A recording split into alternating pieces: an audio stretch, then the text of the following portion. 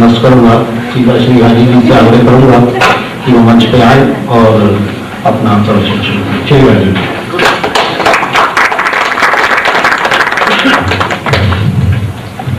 आज मैं आपसे WTO के विषय पर बात करने वाला हूं और 2 दिन पहले जो बात मैंने किया था उसके विषय पर WTO की बात पूरी होने के बाद एक प्रश्नोत्तर का सत्र भी यहाँ रखा है।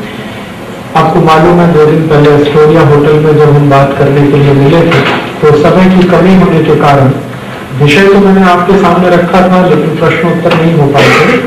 तो आज लगभग 50 मिनट के आसपास मैं आपसे बात करूंगा WTO पर। उसके बाद 1 घंटे के आसपास हम प्रश्नोत्तर के लिए रखेंगे। WTO में भी आप प्रश्न कर सकेंगे और जो विषय मैंने 2 दिन पहले आपके सामने रखा था उस पर भी बात कर सकेंगे। WTO पर बात करूं उसके पहले मैं आपको एक छोटी सी भूमिका बता दूं। दुनिया में बहुत लंबे समय से व्यापार होता रहा है और व्यापार करने वाले देशों के आपस के संबंध राजनीतिक बाद में बने हैं, पहले व्यापार के संबंध बने हैं। दुनिया में जो देश बहुत समय से व्यापार करते रहे हैं उनमें भारत हमेशा नंबर 1 रहा है। भारत का विदेश व्यापार अगर आप ऐतिहासिक दस्तावेजों को देखेंगे तो भारत का विदेश व्यापार लगभग 1200 से 1400 साल पुराना है। 6वीं 7वीं शताब्दी में भारत का विदेश व्यापार बहुत अच्छे पैमाने पर होता था। वहां तक के रिकॉर्ड्स अभी तक मिले हैं।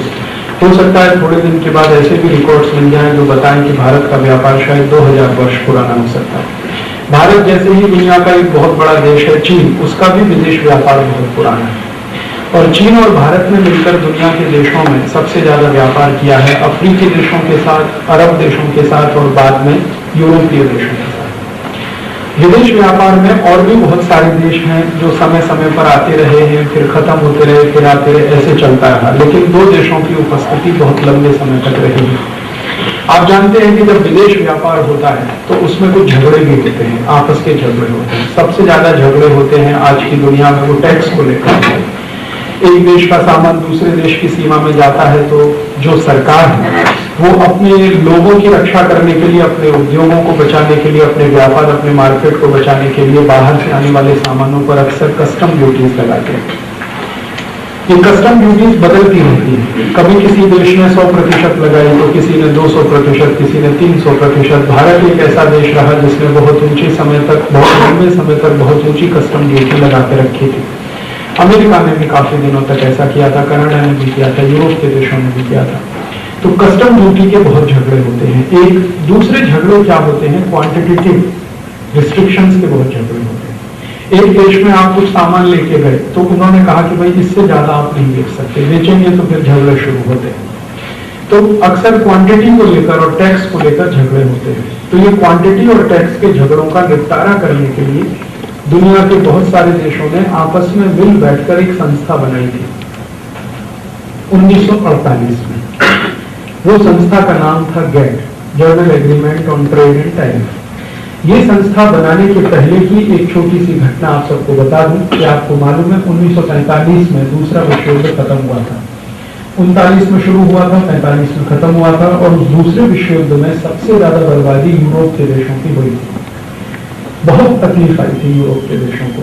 जर्मनी तो पूरा बर्बाद हो गया था, फ्रांस को बहुत नुकसान हुआ था, ब्रिटेन को बहुत नुकसान हुआ था। यूरोप के लगभग सभी देश जो मध्य यूरोप कहलाता है इनको बहुत नुकसान हुआ था और थोड़ा बहुत नुकसान अमेरिका को भी हुआ था।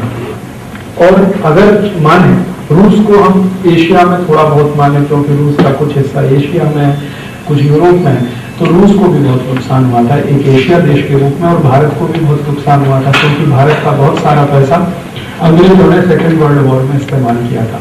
भारत के खजाने से 1732 करोड़ रुपए अंग्रेजों ने निकाला था युद्ध लड़ने के लिए और वो पैसा उन्होंने वायदा किया था कि हम वापस दे देंगे युद्ध खत्म होने के बाद, लेकिन वो भारत को कभी वापस नहीं मिला, आज तक भी नहीं मिला। और उस समय भारत के खजाने में ज्यादा पैसा था भी नहीं, जो थोड़ा था वो अंग्रेजों ने सेकंड वर्ल्ड वॉर में ले लिया इस्तेमाल करने के लिए।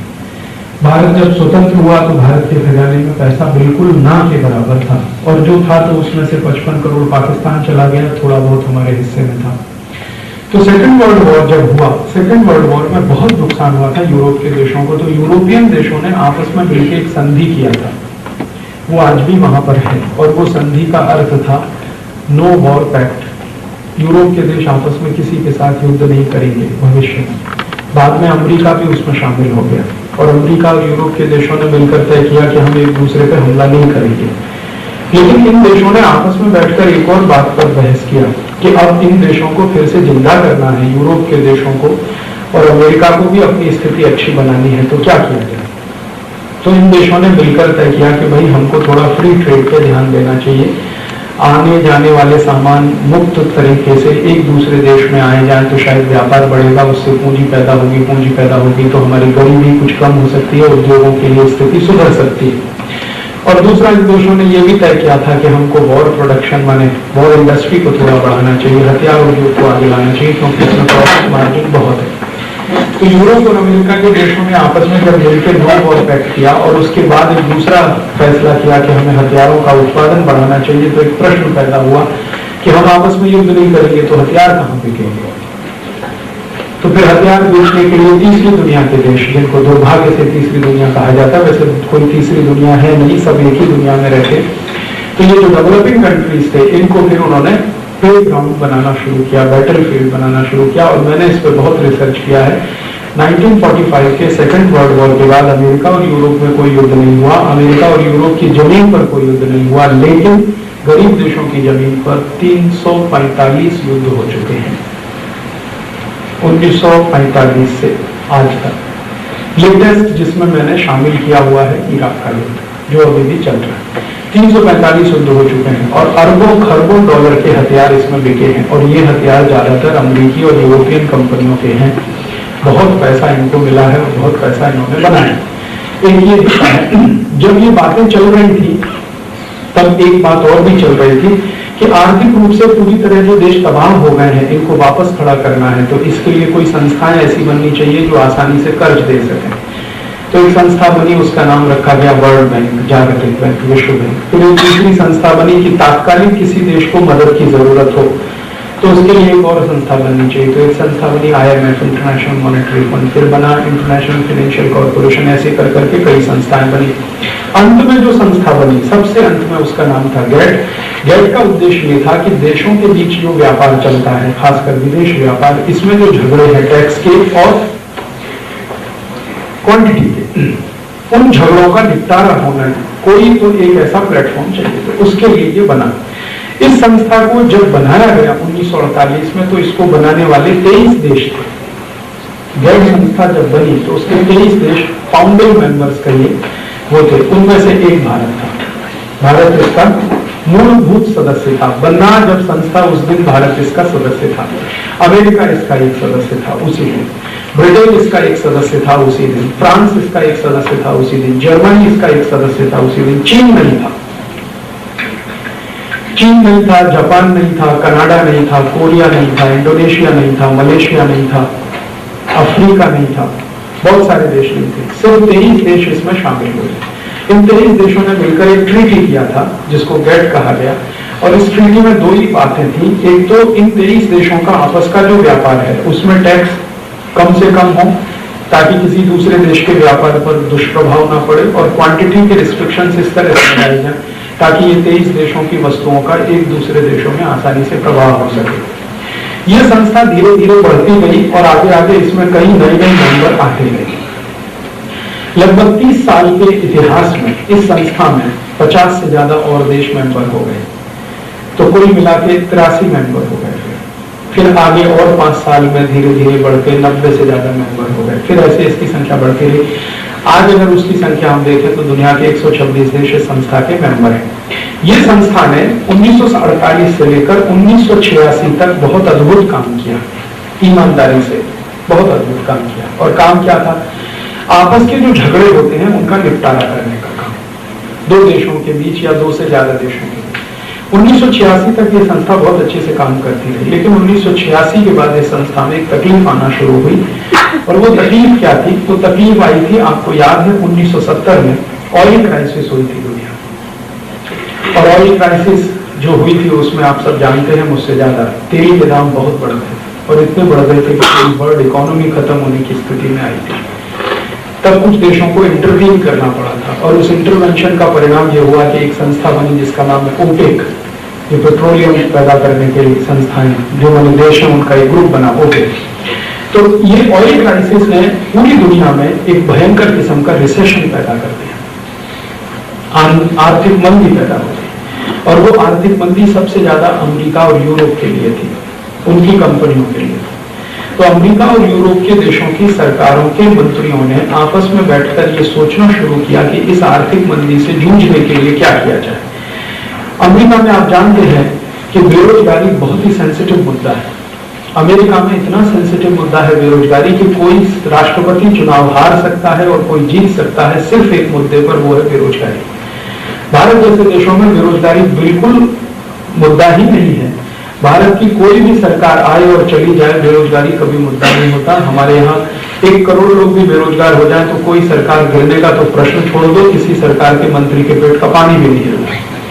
लेकिन उसी भारत का जो सहयोगी देश है अमेरिका, विदेश व्यापार में गेट का मेंबर भारत और गेट का मेंबर अमेरिका, वहां पे 1000 लोग भी बेरोजगार हो जाए तो राष्ट्रपति की कुर्सी ऊपर नीचे होने लगती है और उनको जवाब देना भारी पड़ जाता है। इस बार के चुनाव में आपने देखा जॉन कैरी सबसे ज्यादा वोट लिया उसने सिर्फ इसी मुद्दे में, आउटसोर्सिंग मुझे रोकना है क्योंकि अमेरिका से रोजगार निर्यात नहीं होना चाहिए, यही एक मुद्दे को लेके आया। बाकी सब मामलों में वो जॉर्ज बुश के साथ ही था। टेररिज्म का मामला हो तो जॉर्ज बुश का जो ओपिनियन है वो कैरी का ओपिनियन है, बाकी सब एक ही मामले में मतभेद था, वो आउटसोर्सिंग। और आउटसोर्सिंग को लेकर आपको मालूम है जॉन कैरी को सबसे ज्यादा वोट दिए पढ़े लिखे अमरीकियों ने। इस बार अमेरिका के चुनाव को मैंने बहुत क्लोजली अध्ययन किया है। सबसे ज्यादा जॉन कैरी को वोट मिले हैं पढ़े लिखे अमरीकियों के और सबसे ज्यादा जॉर्ज बुश को मिले बिना पढ़े लिखे अमरीकियों के। अमरीका पूरी तरह से डिवाइड हो गया इस चुनाव में। पढ़े लिखे लोग जॉन कैरी के साथ हैं, बिना पढ़े लिखे लोग जॉर्ज बुश के साथ हैं। और पढ़े लिखे लोगों का ये मानना है कि जॉन कैरी जो कह रहा है बिल्कुल सही है, आउटसोर्सिंग हमारे लिए खतरा बनने वाला है आने वाले समय में, क्योंकि अमेरिका में नौकरियों की संख्या कम हो रही है। तो ये प्रश्न समय समय पे आता रहा। यही प्रश्न 1980 में भी आया था अमेरिका और यूरोप के देशों के सामने, जब मंदी बहुत हो गई तो इन्होंने आपस में बैठकर तय करने का सोचना शुरू किया कि भाई क्या करना है इस मंदी को रोकने के लिए, रोजगार बना रहे, उत्पादन ठीक से चलता रहे, हमारे यहाँ मंदी ज्यादा ना बढ़े, इसके लिए क्या करना। तो यूरोप और अमेरिका के सब मंत्रियों ने एक स्वर से एक फैसला किया कि हमें डेवलपिंग कंट्रीज का ज्यादा से ज्यादा मार्केट अपने लिए उपलब्ध कराना है और ऐसे देशों का मार्केट उपलब्ध कराना है जहां के लोगों की थोड़ी परचेसिंग कैपेसिटी पिछले सालों में हो गई है। अब आप जानते हैं कि ऐसे कौन से देश हैं दुनिया में जिनकी 50 साल में थोड़ी परचेसिंग कैपेसिटी बढ़ी है। उसमें से सबसे नंबर 1 है चीन, दूसरा है भारत, तीसरा है मलेशिया, फिर थोड़ा इंडोनेशिया, फिर आपका फिलीपींस, फिर थोड़ा थाईलैंड, थोड़ा अगर चले तो अफ्रीका, अफ्रीका में नाइजीरिया, नाइजीरिया के पड़ोसी कुछ देश सूडान, लीबिया, फिर उसके बाद आगे चले तो लैटिन अमेरिका में सबसे ज्यादा इमर्जिंग, सबसे ज्यादा परचेसिंग कैपेसिटी जिस देश में बढ़ी है तो ब्राजील, फिर मैक्सिको, फिर ऐसे ऐसे सब देश हैं। और दुर्भाग्य से इन्हीं को थर्ड वर्ल्ड कंट्रीज कहा जाता है दुनिया में, जिनमें पिछले 50 वर्ष में एक वर्ग खड़ा हुआ है जिसकी परचेसिंग कैपेसिटी बढ़ी है। भारत में पिछले 50 साल में 35-40 करोड़ लोगों का एक वर्ग है जिनकी परचेसिंग कैपेसिटी बहुत अच्छी हुई है आज की स्थिति में। और चीन में तो 70-80 करोड़ लोगों का एक वर्ग है जिसकी परचेसिंग कैपेसिटी बहुत अच्छी हुई है। तो यूरोप और अमेरिका के सब मंत्रियों ने आपस में बैठकर और उनके एक्सपर्ट्स ने बैठकर तय किया कि ये जो देश हैं इनमें हमारे सामान की खपत होने की बहुत गुंजाइश है। अब प्रश्न उठा कि इन देशों में सामान को अगर ज्यादा खपत कराया जाए, अमेरिकी और यूरोपियन सामान ज्यादा इन देशों में बिके, तो इसके लिए रास्ता कहां से निकले, क्योंकि कोई ना कोई तो लीगल फ्रेमवर्क बनाना पड़ेगा। ऐसे तो ले जाकर डंप नहीं कर सकते, नहीं तो सारी दुनिया में हंगामा होगा। तो इन देशों ने तय किया कि हमको गेट का इस्तेमाल करना है इसमें, और गेट का इस्तेमाल करना इन्होंने शुरू किया। तो 1986 में गेट का एक कॉन्फ्रेंस हुआ। मैक्सिको नाम का एक देश है, मैक्सिको देश का एक छोटा सा शहर है, उसका नाम है पुंता देल एस्टे, छोटा सा शहर। वहां पर एक कॉन्फ्रेंस हुआ जिसमें सभी देशों को बुलाया गया और उनके सामने ये कहा गया पहली बार कि अभी जो गेट काम करता था पिछले कई वर्षों तक, 1948 से 1986 तक, ये काम करता था 2 मुद्दों पर। एक तो कस्टम ड्यूटी, माने बाहर से आने वाले सामानों पर लगने वाला टैक्स, और दूसरा क्वांटिटेटिव रेस्ट्रिक्शंस। अमेरिका और यूरोप की तरफ से सबसे पहली बार ये कहा गया कि अब ये गेट जो है सिर्फ 2 मुद्दों पर काम नहीं करेगा, ये और कई मुद्दों पे काम करेगा। भारत की तरफ से सबसे पहले प्रश्न पूछा गया उस कॉन्फ्रेंस में। उस समय हमारे देश की तरफ से जो ट्रेड रिप्रेजेंटेटिव थे, उनका नाम था मिस्टर एसपी शुक्ला, वो भारत सरकार के फाइनेंस सेक्रेटरी हुआ करते थे। तो उनकी तरफ से, और मेरी उनकी बहुत दोस्ती रही है, तो मैंने उनसे पूछा था कि फर्स्ट कॉन्फ्रेंस में क्या हुआ। तो उन्होंने कहा कि सबसे पहले मैंने प्रश्न उठाया कि ये क्यों हो रहा है ऐसा। गेट बना है 2 बात के लिए, इसी 2 बात के लिए अब तक गेट ने काम किया है 1948 से, अब इसको क्यों बढ़ाना, इसमें नए इश्यूज क्यों लाना। तो ये यूरोप और अमेरिकी ब्लॉक इतना पावरफुल था शुक्ला जी के शब्दों में कि उन्होंने कुछ सुना नहीं। बाद में ब्राजील ने ये प्रश्न किया, ब्राजील के बाद ये इंडोनेशिया की तरफ से प्रश्न आया, पाकिस्तान की तरफ से प्रश्न आया, थाईलैंड मलेशिया की तरफ से प्रश्न आया। लेकिन अमेरिकी और यूरोपीय देशों के प्रतिनिधियों ने ये कहकर शांत कराया कि इससे दुनिया में और ज्यादा व्यापार बढ़ेगा, और व्यापार बढ़ेगा तो आपको भी थोड़ा बहुत हिस्सा उसका मिलेगा। भारत के प्रतिनिधि ने सीधे सीधे पूछा कि अच्छा ये बताइए कि अगर दूसरे बातों के लिए हम गेट को खोलते हैं तो वो कौन कौन सी बातें हैं। तो अमेरिका की तरफ से कहा गया कि गेट में अब हम एग्रीकल्चर को शामिल करेंगे, खेती के विषय को शामिल करेंगे। फिर गेट में हम पेटेंट इश्यूज को शामिल करेंगे, trade related intellectual property rights को हम शामिल करेंगे। फिर गेट में हम सर्विसेज को शामिल करेंगे। फिर गेट में हम टेक्सटाइल को शामिल करेंगे। माने दुनिया भर में जितने किस्म के व्यापार हैं उन सबको गेट में शामिल करेंगे। तो लिस्ट मांगी गई, तो उन्होंने 28 ऐसे क्षेत्र जिनको गेट में शामिल किया जाएगा उसकी लिस्ट भारत और इनको सबको दे दी। तो भारत और दुनिया के कई डेवलपिंग कंट्रीज के प्रतिनिधियों की तरफ से ये रेजिस्टेंस आया कि हम इसको मानने वाले नहीं। तो 1986 से ये झगड़ा शुरू हुआ। 1987 में मीटिंग की गई, उसमें कोई मामला नहीं फैसला हो पाया। फिर 88 में हुई, फिर 89 में हुई, फिर 90 में हुई, फिर 91। हर साल मीटिंग होती रही, हर साल रेजिस्टेंस बढ़ता गया। भारत की तरफ से ये जो एसपी शुक्ला थे वो 1986 से 1992 तक ट्रेड रिप्रेजेंटेटिव रहे भारत सरकार की तरफ से। 1992 में अचानक से भारत सरकार ने एक बड़ा फैसला किया, और 1992 में जो सरकार थी वो आप जानते हैं, नाम लेके बताने की जरूरत नहीं है। 1992 में अचानक से भारत सरकार ने फैसला किया कि एसपी शुक्ला को फाइनेंस सेक्रेटरी पद से हटाया जाए और एक ऐसे व्यक्ति को फाइनेंस सेक्रेटरी बनाया जाए जो पूरी तरह से भारत में अमेरिकी एजेंट के रूप में जाना जाता है। घोषित रूप से हमारे देश की ब्यूरोक्रेसी उसको कहती है कि ये तो CIA का आदमी है, और उस आदमी का नाम है अनवरुण होड़ा, और उसको फाइनेंस में लाया जाए। तो भारत सरकार ने एसपी शुक्ला जैसे बहुत ईमानदार, बहुत कर्मठ, बहुत देशभक्त, बहुत सीनियर ICS ऑफिसर जो मोस्ट ऑनेस्ट है, जिसके ऊपर आज तक एक दाग नहीं लगा, वो अधिकारी के घर में कभी आप जाकर बैठेंगे तो अभी सोफा सेट भी उनके पास नहीं है, चटाई पर बैठते हैं, चटाई पर सोते हैं, चटाई पर खाना खाते हैं। तो ऐसे एक ईमानदार फाइनेंस सेक्रेटरी को हटा के भारत सरकार ने अनवरुण हुडा जैसे मोस्ट करप्ट, मोस्ट डिसऑनेस्ट, एक सबसे ज्यादा खराब किस्म के एक सेक्रेटरी को लाया और उनको कहा गया कि अब आप जाइए ट्रेड रिप्रेजेंटेटिव बन के। वो आदमी गया और पहली बार में उसने सरेंडर कर दिया और उसने कहा कि अमेरिका और यूरोप के देश जो चाहते हैं वो हम मानने को तैयार हैं। क्या मानने को तैयार है? मानी गेट के अंदर एग्रीकल्चर को ले आओ, टेक्सटाइल को ले आओ, सर्विसेज को ले आओ, trade related intellectual property rights के इश्यूज को ले आओ, ये सब को ले आओ, एनवायरमेंटल इश्यूज भी लाना हो तो वो भी ले आओ। माने अमेरिका और यूरोप जो जो कहता गया, भारत के प्रधानमंत्री और भारत के प्रधान वार्ताकार जिसको ट्रेड निगोशिएटर कहा जाता है, दोनों ने मानना शुरू कर दिया। धीरे धीरे भारत में माहौल बनाया गया कि गेट से बहुत फायदा है, बहुत लाभ है, और इतना फायदा और इतना लाभ है। एक बार मैंने भारत सरकार के फाइनेंस मिनिस्टर को, जो आज भारत के प्रधानमंत्री, एक लंबा पत्र भेजा था जिसकी कॉपी आज भी मेरे पास है। मैंने उनको पूछा कि क्या फायदा होने वाला है गेट में अगर ये सारे इश्यूज आएंगे और भारत इसको मानता है। तो उन्होंने कहा दुनिया का व्यापार $400 अरब बढ़ेगा अगर गेट में ये सारे इश्यूज आते हैं तो, और भारत को कम से कम $10-12 अरब का फायदा हो जाएगा। तो मैंने कहा वो कौन से क्षेत्र हैं जिसमें भारत को फायदा हो जाएगा, ये आप जरा बता दीजिए, क्या आपने कोई सर्वे किया है क्या? तो उन्होंने कहा नहीं, मेरा अनुमान है। मैंने कहा अनुमान तो मेरा इसका उल्टा है कि भारत को $20 अरब का नुकसान भी हो सकता है। इसका कोई मतलब नहीं है कि अनुमान है, अनुमान के आधार पर तो इतना बड़ा कदम कोई नहीं उठाता है। लेकिन बाद में धीरे धीरे माहौल ऐसा बना और भारत के एक मंत्री तो यहाँ तक एक दिन कह दिया, भारत के मीडिया में, टेलीविजन पे, सब जगह अखबारों में वो स्टेटमेंट छपा है, बेगर्स हैव नो चॉइस।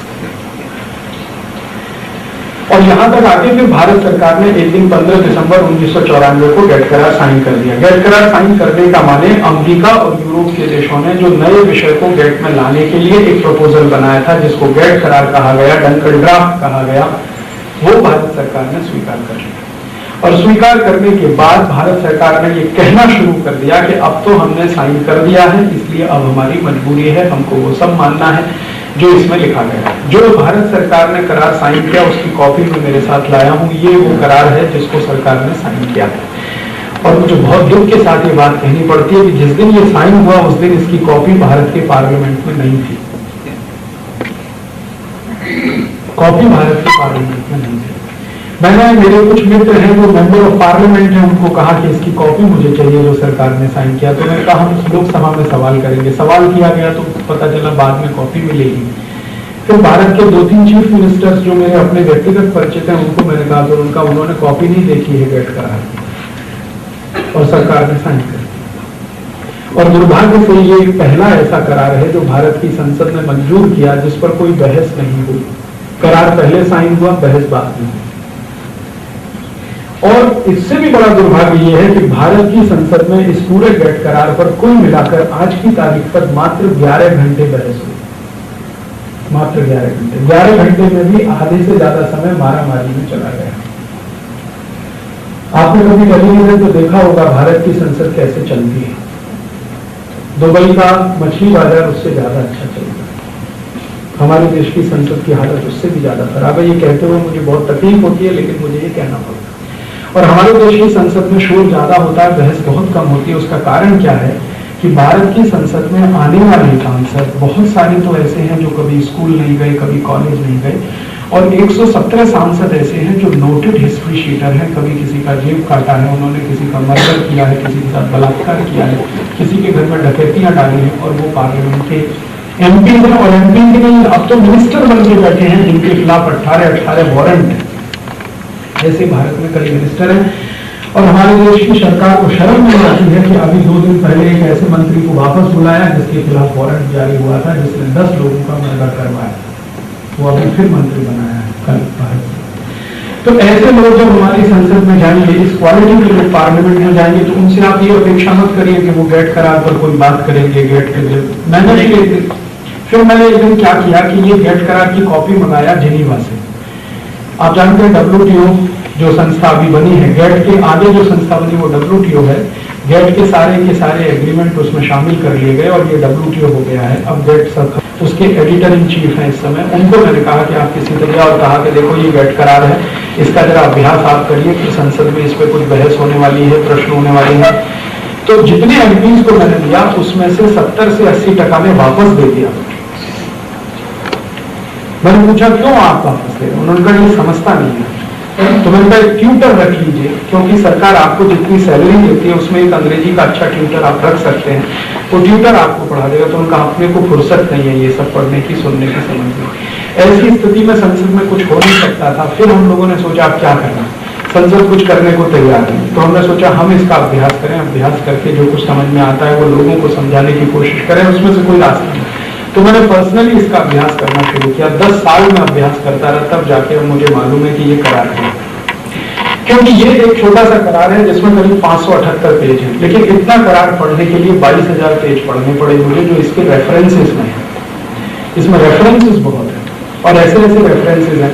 मान लीजिए कोई एक प्रोविजन लिखा हुआ है, तो प्रोविजन में नीचे रेफरेंस लिखा हुआ है, मॉन्ट्रियल प्रोटोकॉल के अनुसार ये प्रोविजन लागू होगा। अब आपको मालूम होना चाहिए मॉन्ट्रियल प्रोटोकॉल क्या है।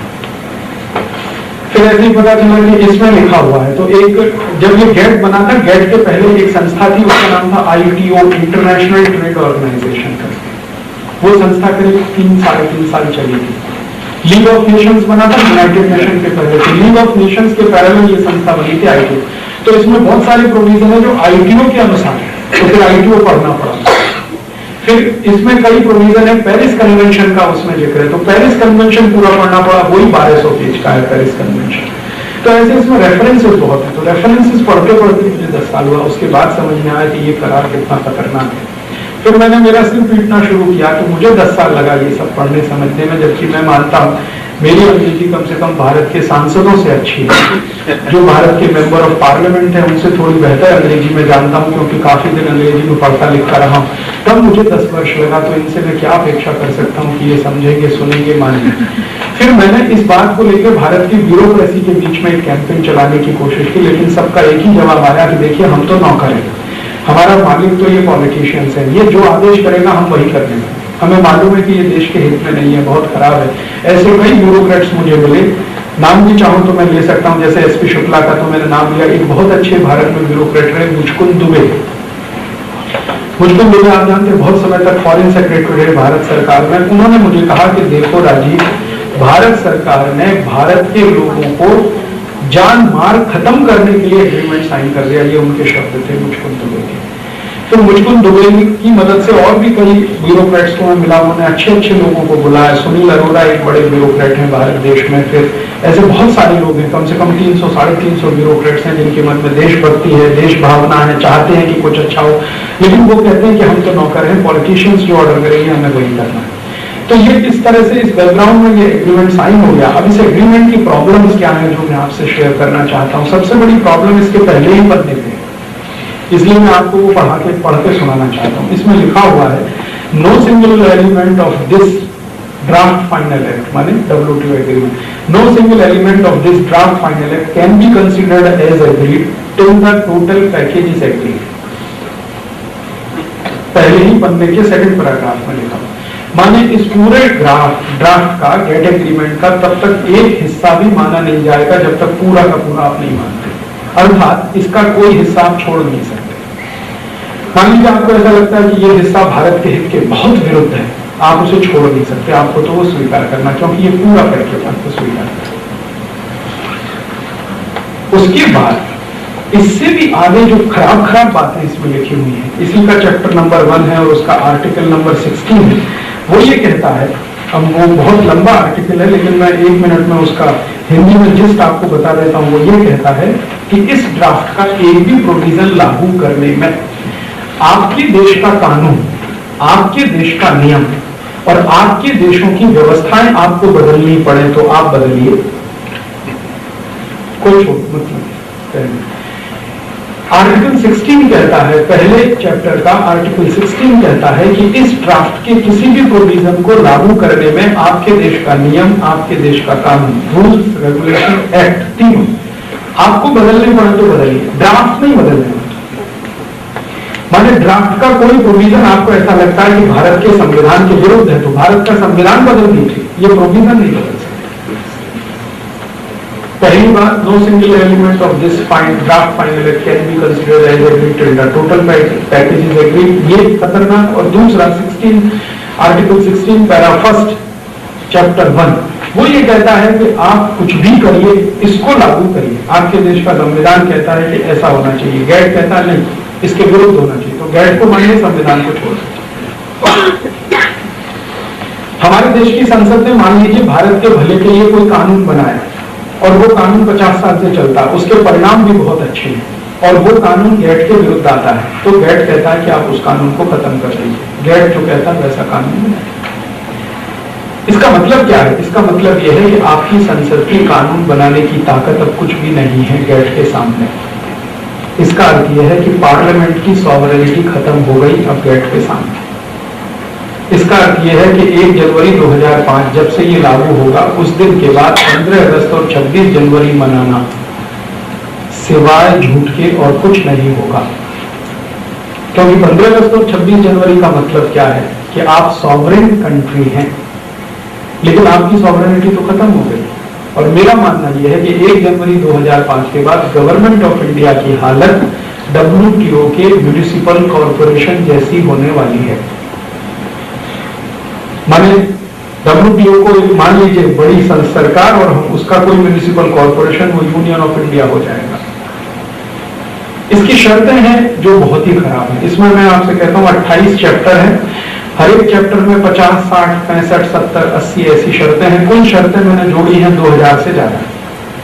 2000 से ज्यादा शर्तें हमें लागू करनी है भारत देश में। अलग अलग सेक्टर में ये शर्तें हैं। जैसे उदाहरण के लिए एक सेक्टर है एग्रीकल्चर सेक्टर, उसको टाइटल दिया गया है agreement on agriculture. Agreement on agriculture की पहली ही शर्त बहुत खराब है। अंग्रेजी में उसका सीधे हिंदी बता रहा हूं टाइम बचाने के लिए। वो शर्त ये कहती है भारत या दुनिया के कोई भी देश के लिए, सभी देशों के लिए, कि आपके देश में माने जो सिग्नेटरी हैं गेट एग्रीमेंट के, उन सभी देशों में किसानों को मिलने वाली डायरेक्ट और इनडायरेक्ट दोनों तरह की सब्सिडीज में हर साल कटौती करना। नेक्स्ट पैराग्राफ में लिखा है कितनी कटौती करना, 24% पर ईयर।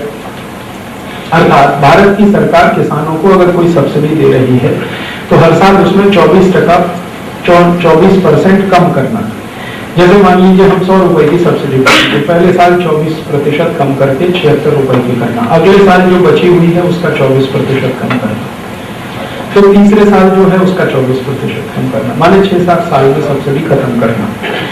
हमारे भारत में क्या होता है, किसानों को दो तरह की सब्सिडी है, डायरेक्ट और इनडायरेक्ट। डायरेक्ट सब्सिडी क्या होती है, भारत का किसान अपने खेत में जो कुछ भी पैदा करता है जब उसे बाजार में बेचने के लिए जाता है तो भारत की सरकार एक न्यूनतम समर्थन मूल्य घोषित करती है, मिनिमम सपोर्ट प्राइस। वो क्या होता है, जैसे अभी आप गुजरात में जाइए तो कपास जो है 2200 रुपए क्विंटल है इस समय, न्यूनतम समर्थन मूल्य उसका गेहूं है 780 रुपए क्विंटल है। ये इसलिए घोषित किया जाता है ताकि किसान को न्यूनतम मूल्य तो मिल सके। तो अक्सर ये होता है कि अंतर्राष्ट्रीय बाजार में जो मूल्य होता है भारत सरकार का न्यूनतम समर्थन मूल्य उससे थोड़ा ज्यादा रहता है अक्सर। इसको भारत सरकार डायरेक्ट सब्सिडी कहती है। दूसरा होती है इनडायरेक्ट सब्सिडी। इनडायरेक्ट सब्सिडी क्या होती है, हमारा किसान जब खेती करता है तो यूरिया, डीएपी, सुपर फॉस्फेट खरीदता है, तो यूरिया का जो कॉस्ट ऑफ प्रोडक्शन है वो बहुत ज्यादा है और किसान को थोड़ी सस्ती कीमत पे यूरिया उपलब्ध कराया जाता है। जैसे आप कंडला बंदर पे आइए, यूरिया बनाने का सबसे बड़ा कारखाना है, वहां 1 क्विंटल यूरिया बनाने का कॉस्ट ऑफ प्रोडक्शन है, एक्स फैक्ट्री प्राइस है 850 रुपए, और गुजरात के किसानों को वो यूरिया मिल रहा है 450 रुपए क्विंटल। और गुजरात के पड़ोसी किसान हैं जैसे महाराष्ट्र के किसानों को मिल रहा है 460 रुपए क्विंटल में, थोड़ा आगे चले तो 470 रुपए क्विंटल में, तो लगभग 450 से 450 रुपए क्विंटल में पूरे भारत के किसानों को यूरिया मिल रहा है, लेकिन पैदा हो रहा है 850 रुपए क्विंटल में।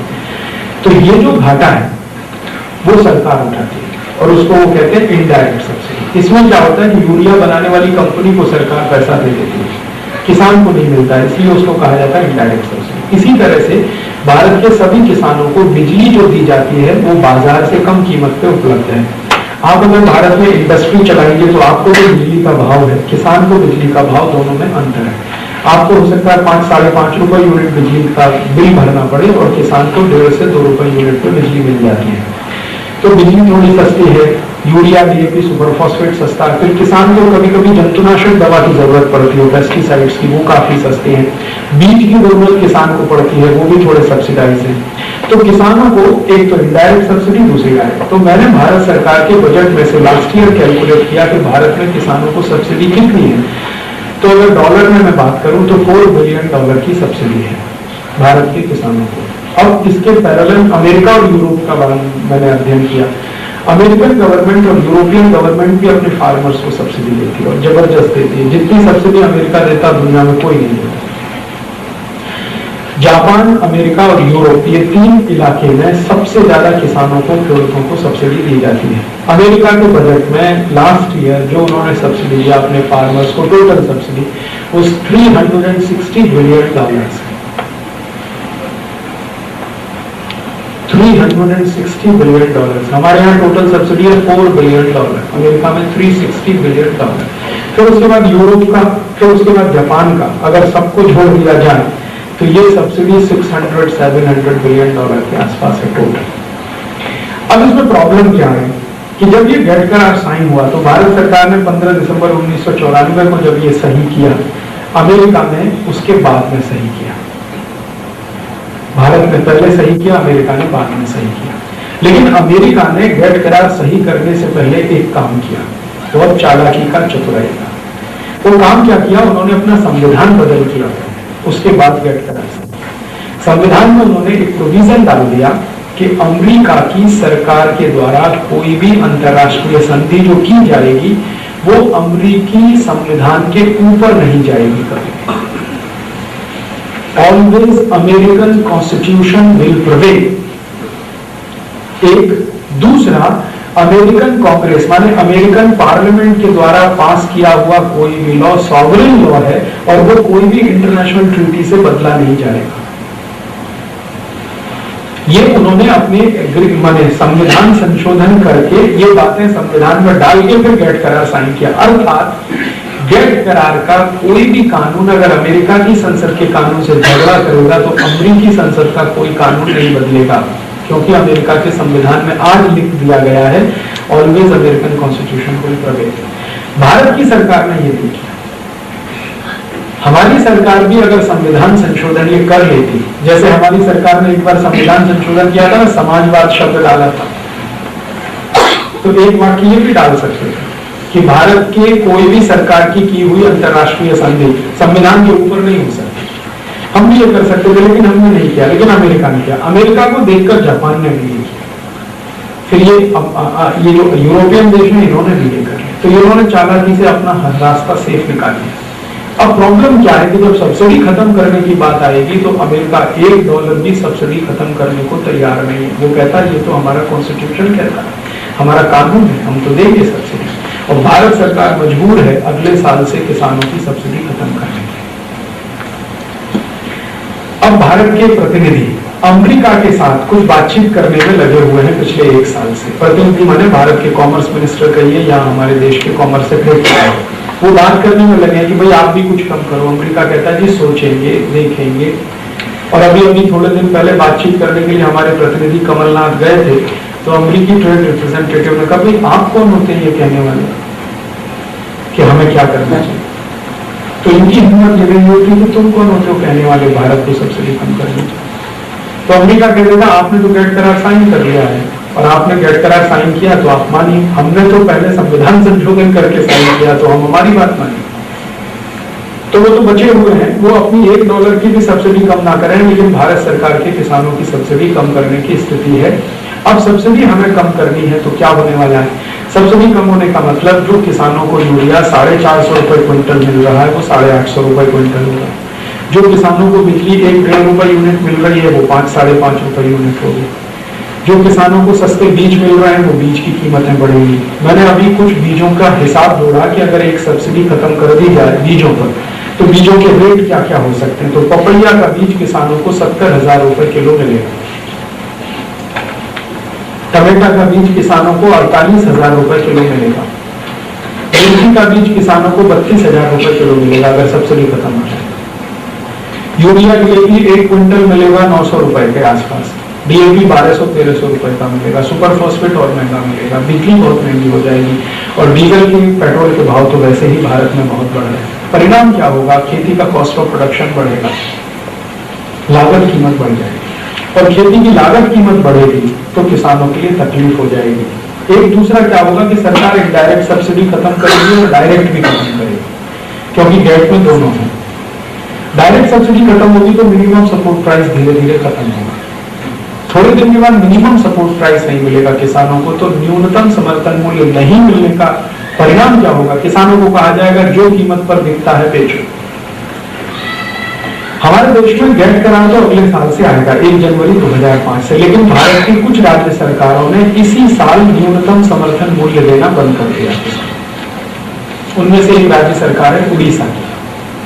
उड़ीसा राज्य सरकार ने किसानों को इस साल कोई मिनिमम सपोर्ट प्राइस नहीं दिया। परिणाम क्या हुआ कि उड़ीसा के किसानों ने अपना चावल 180 रुपए क्विंटल पे बेचा,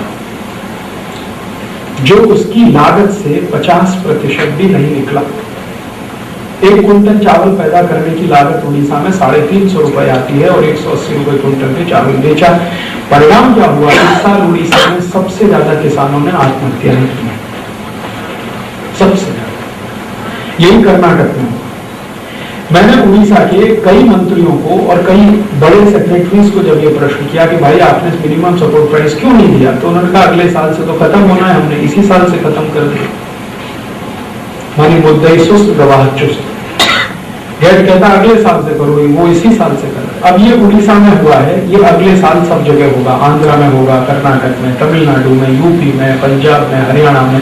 आप कल्पना कर सकते हैं किसानों का क्या होने वाला है। भारत की सबसे बड़ी मुश्किल का स्थिति क्या है कि भारत में 70 कोटि जो किसान हैं उनमें से लगभग 80% किसान बहुत छोटे किसान हैं, स्मॉल स्केल फार्मिंग। 5 बीघा का किसान, 7 बीघा का किसान, 1 एकड़ का, 2 एकड़ का, 3 एकड़ का। अमेरिका में तो कैसे किसान 1 लाख एकड़ के किसान है, 50,000 एकड़ के किसान है, 2 लाख एकड़ के किसान है, तो उनको थोड़ा बहुत सब्सिडी ऊपर नीचे हो फर्क नहीं पड़ता। यहाँ तो 5 बीघे का किसान है, 2 बीघे का किसान।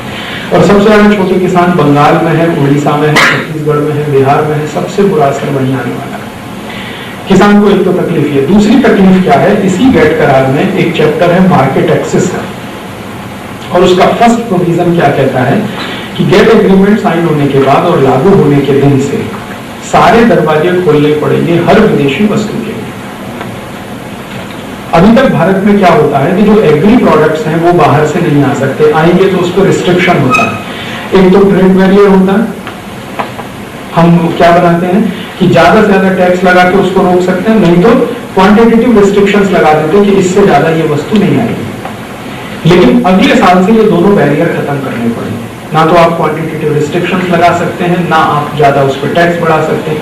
ज्यादा टैक्स बढ़ाएंगे तो आपके खिलाफ शिकायत होगी WTO डिस्प्यूट सेटलमेंट काउंसिल में, मुकदमा चलेगा और आप हार गए तो बहुत कुछ जुर्माना भरना पड़ेगा उसमें। तो अगले साल से क्या होगा कि भारत में एग्री प्रोडक्ट्स आएंगे बड़े पैमाने पर, और ये सारे प्रोडक्ट्स जो है ना हाईली सब्सिडाइज है। जैसे डेनमार्क का दूध आएगा भारत में बिकने के लिए, ऑस्ट्रेलिया से गेहूं जाएगा बिकने के लिए, कनाडा का गेहूं जाएगा बिकने के लिए, थाईलैंड मलेशिया का चावल बिकने के लिए भारत में जाएगा, तुअर की दाल आएगी मलेशिया से, इंडोनेशिया से। तो ये सब सामान जब बाहर से आएंगे तो इनकी लिस्ट मैंने देखा, गेट में उसकी लिस्ट है क्या क्या वस्तुएं आपको इंपोर्ट के लिए खोलनी पड़ेगी। 1425 वस्तुएं जिनके लिए सारा बैरियर हटाना पड़ेगा। आप ज्यादा टैक्स भी नहीं लगा सकते उस पर, ज्यादा क्वांटिटेटिव रिस्ट्रिक्शंस नहीं लग सकते।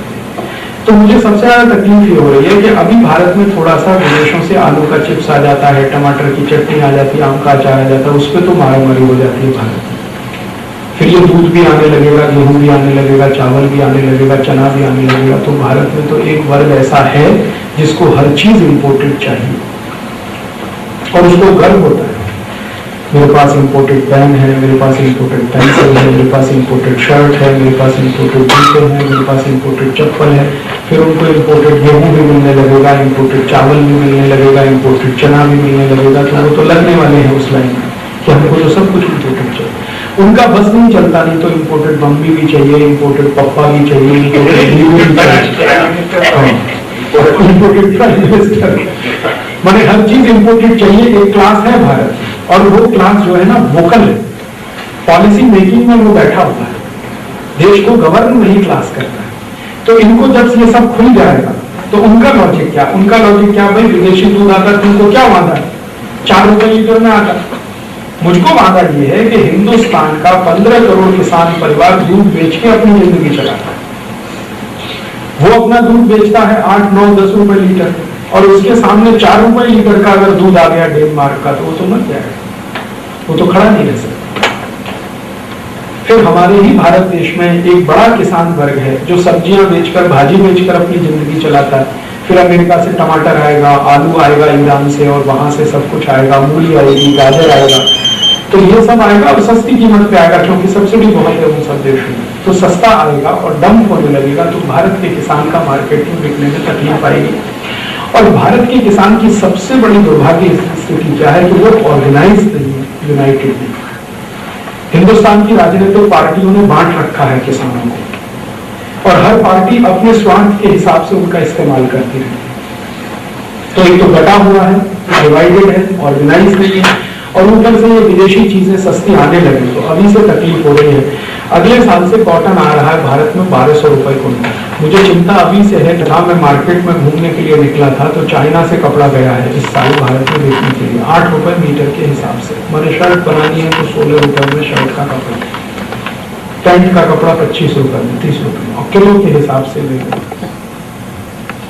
और अगर ये कपड़ा बिकना शुरू होता है अगले साल WTO के आने के बाद तो क्या होने वाला है, भारत की कॉटन मिल तो सब खत्म हो जाएगी, क्योंकि कॉटन मिल का कपड़ा न्यूनतम 40, 45, 50 रुपए में, और ये कॉटन मिल खत्म हो गई तो कॉटन का कंजम्पशन कम होगा, तो ये जरूरत फिर अपना कॉटन कहाँ बेचेंगे। अंतर्राष्ट्रीय बाजार में जाने की उनकी हैसियत नहीं है, औकात नहीं है, क्योंकि उसमें इतने टेढ़े रास्ते हैं।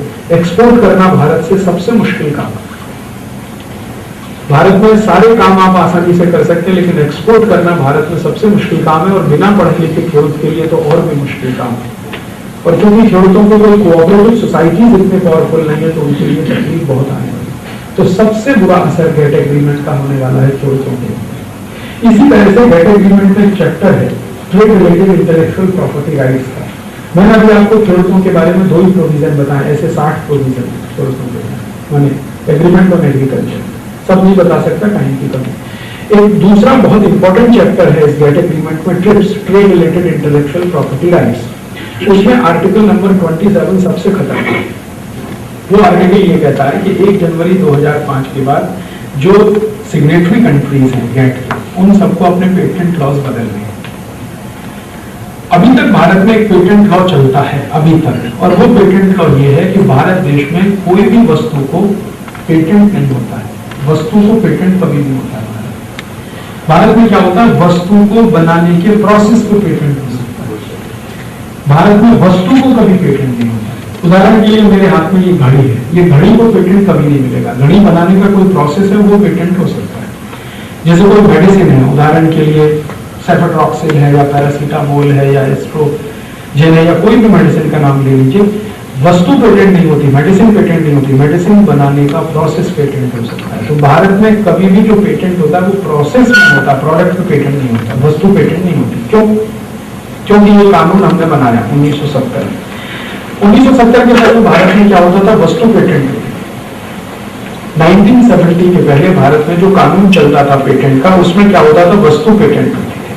और वो कानून अंग्रेजों ने बनाया था 1911 में। 1911 का बना हुआ कानून 1970 तक चलता रहा। मैंने आपको 2 दिन पहले व्याख्यान में कहा था ना, अंग्रेजों के बनाए हुए कानून भारत में आज भी चलते हैं। हजारों कानून हैं जो आज भी चलते हैं, उन्हीं में से एक कानून था अंग्रेजों का बना हुआ 1911 का, वो चलता रहा 1970 तक। 1970 में पहली बार उस कानून को बदल किया श्रीमती गांधी ने, इंदिरा गांधी ने। श्रीमती इंदिरा गांधी ने कमीशन बनाया था, उस कमीशन को जिम्मेदारी दिया था कि अंग्रेजी कानून खत्म होने चाहिए। उसमें से सबसे पहले कौन सा कानून खत्म होना चाहिए, तो उस कमीशन ने रिकमेंडेशन दिया था कि ये पेटेंट का कानून सबसे पहले खत्म होना चाहिए, क्योंकि ये सबसे ज्यादा खराब है। और मिसेस गांधी अपने पूरे समय में वही एक कानून बदल कर पाई, उसके बाद कोई कानून बदल करने की उनकी भी ताकत चली गई। वो एक कानून उन्होंने बदल करके भारत पे बड़ा उपकार किया। वो कानून बदल करके भारत में उपकार क्या हो गया, 1970 के पहले चूंकि वस्तु पेटेंट होती थी, और पेटेंट जो होता था भारत में कम से कम 20 साल के लिए होता था, तो 20-20 साल तक एक वस्तु को बनाने का काम एक ही कंपनी करती थी, तो उसकी 20 साल तक मोनोपोली रहती थी। तो मोनोपोली के चलते वो वस्तु बहुत महंगी मिलती थी, और महंगी होने के कारण सामान्य रूप से किसी को उपलब्ध नहीं हो पाती। दूसरा, 1970 के पहले का जो पेटेंट लॉ था, उसमें एक अद्भुत प्रोविजन था, वो ये कि अगर कोई कंपनी किसी वस्तु पे पेटेंट ले ली, पेटेंट लेने के बाद वो घर बैठ जाए, तो भी कोई दूसरा आदमी उस वस्तु को नहीं बना सके। मान लीजिए मैंने कोई वस्तु पे पेटेंट ले लिया, अब मेरी इच्छा नहीं, पेटेंट ले लिया, इच्छा नहीं है, मैं उत्पादन नहीं करता, तो मैं उसको उत्पादन ना करूं, 20 साल तक कोई दूसरा आदमी उस वस्तु को नहीं बना सकेगा। अगर बनाएगा तो कानून उल्लंघन करने का भागी बनेगा, उसके खिलाफ केस चलेगा। तो होता क्या था भारत में कि 1970 के पहले तक विदेशी कंपनी पेटेंट ले लेती थी, पेटेंट लेके बनाती नहीं थी उसको, पेटेंट लेके छोड़ दी। फिर वो करते क्या थे चालाकी, जो वस्तु का पेटेंट भारत में उन्हें मिलता था वही वस्तु सब इंपोर्ट करके लाते थे, क्योंकि इंपोर्ट करने में उनको लाभ ज्यादा होता था। ट्रांसफर प्राइसिंग का बहुत मुनाफा उनको मिलता था, एक बार अंडर प्राइसिंग में, एक बार ओवर प्राइसिंग में। तो वो क्या करते थे, कोई भी वस्तु का पेटेंट लिया, पेटेंट लेके हमको रोक दिया, हम नहीं बना सकते, वो उसको इंपोर्ट करके लाते थे।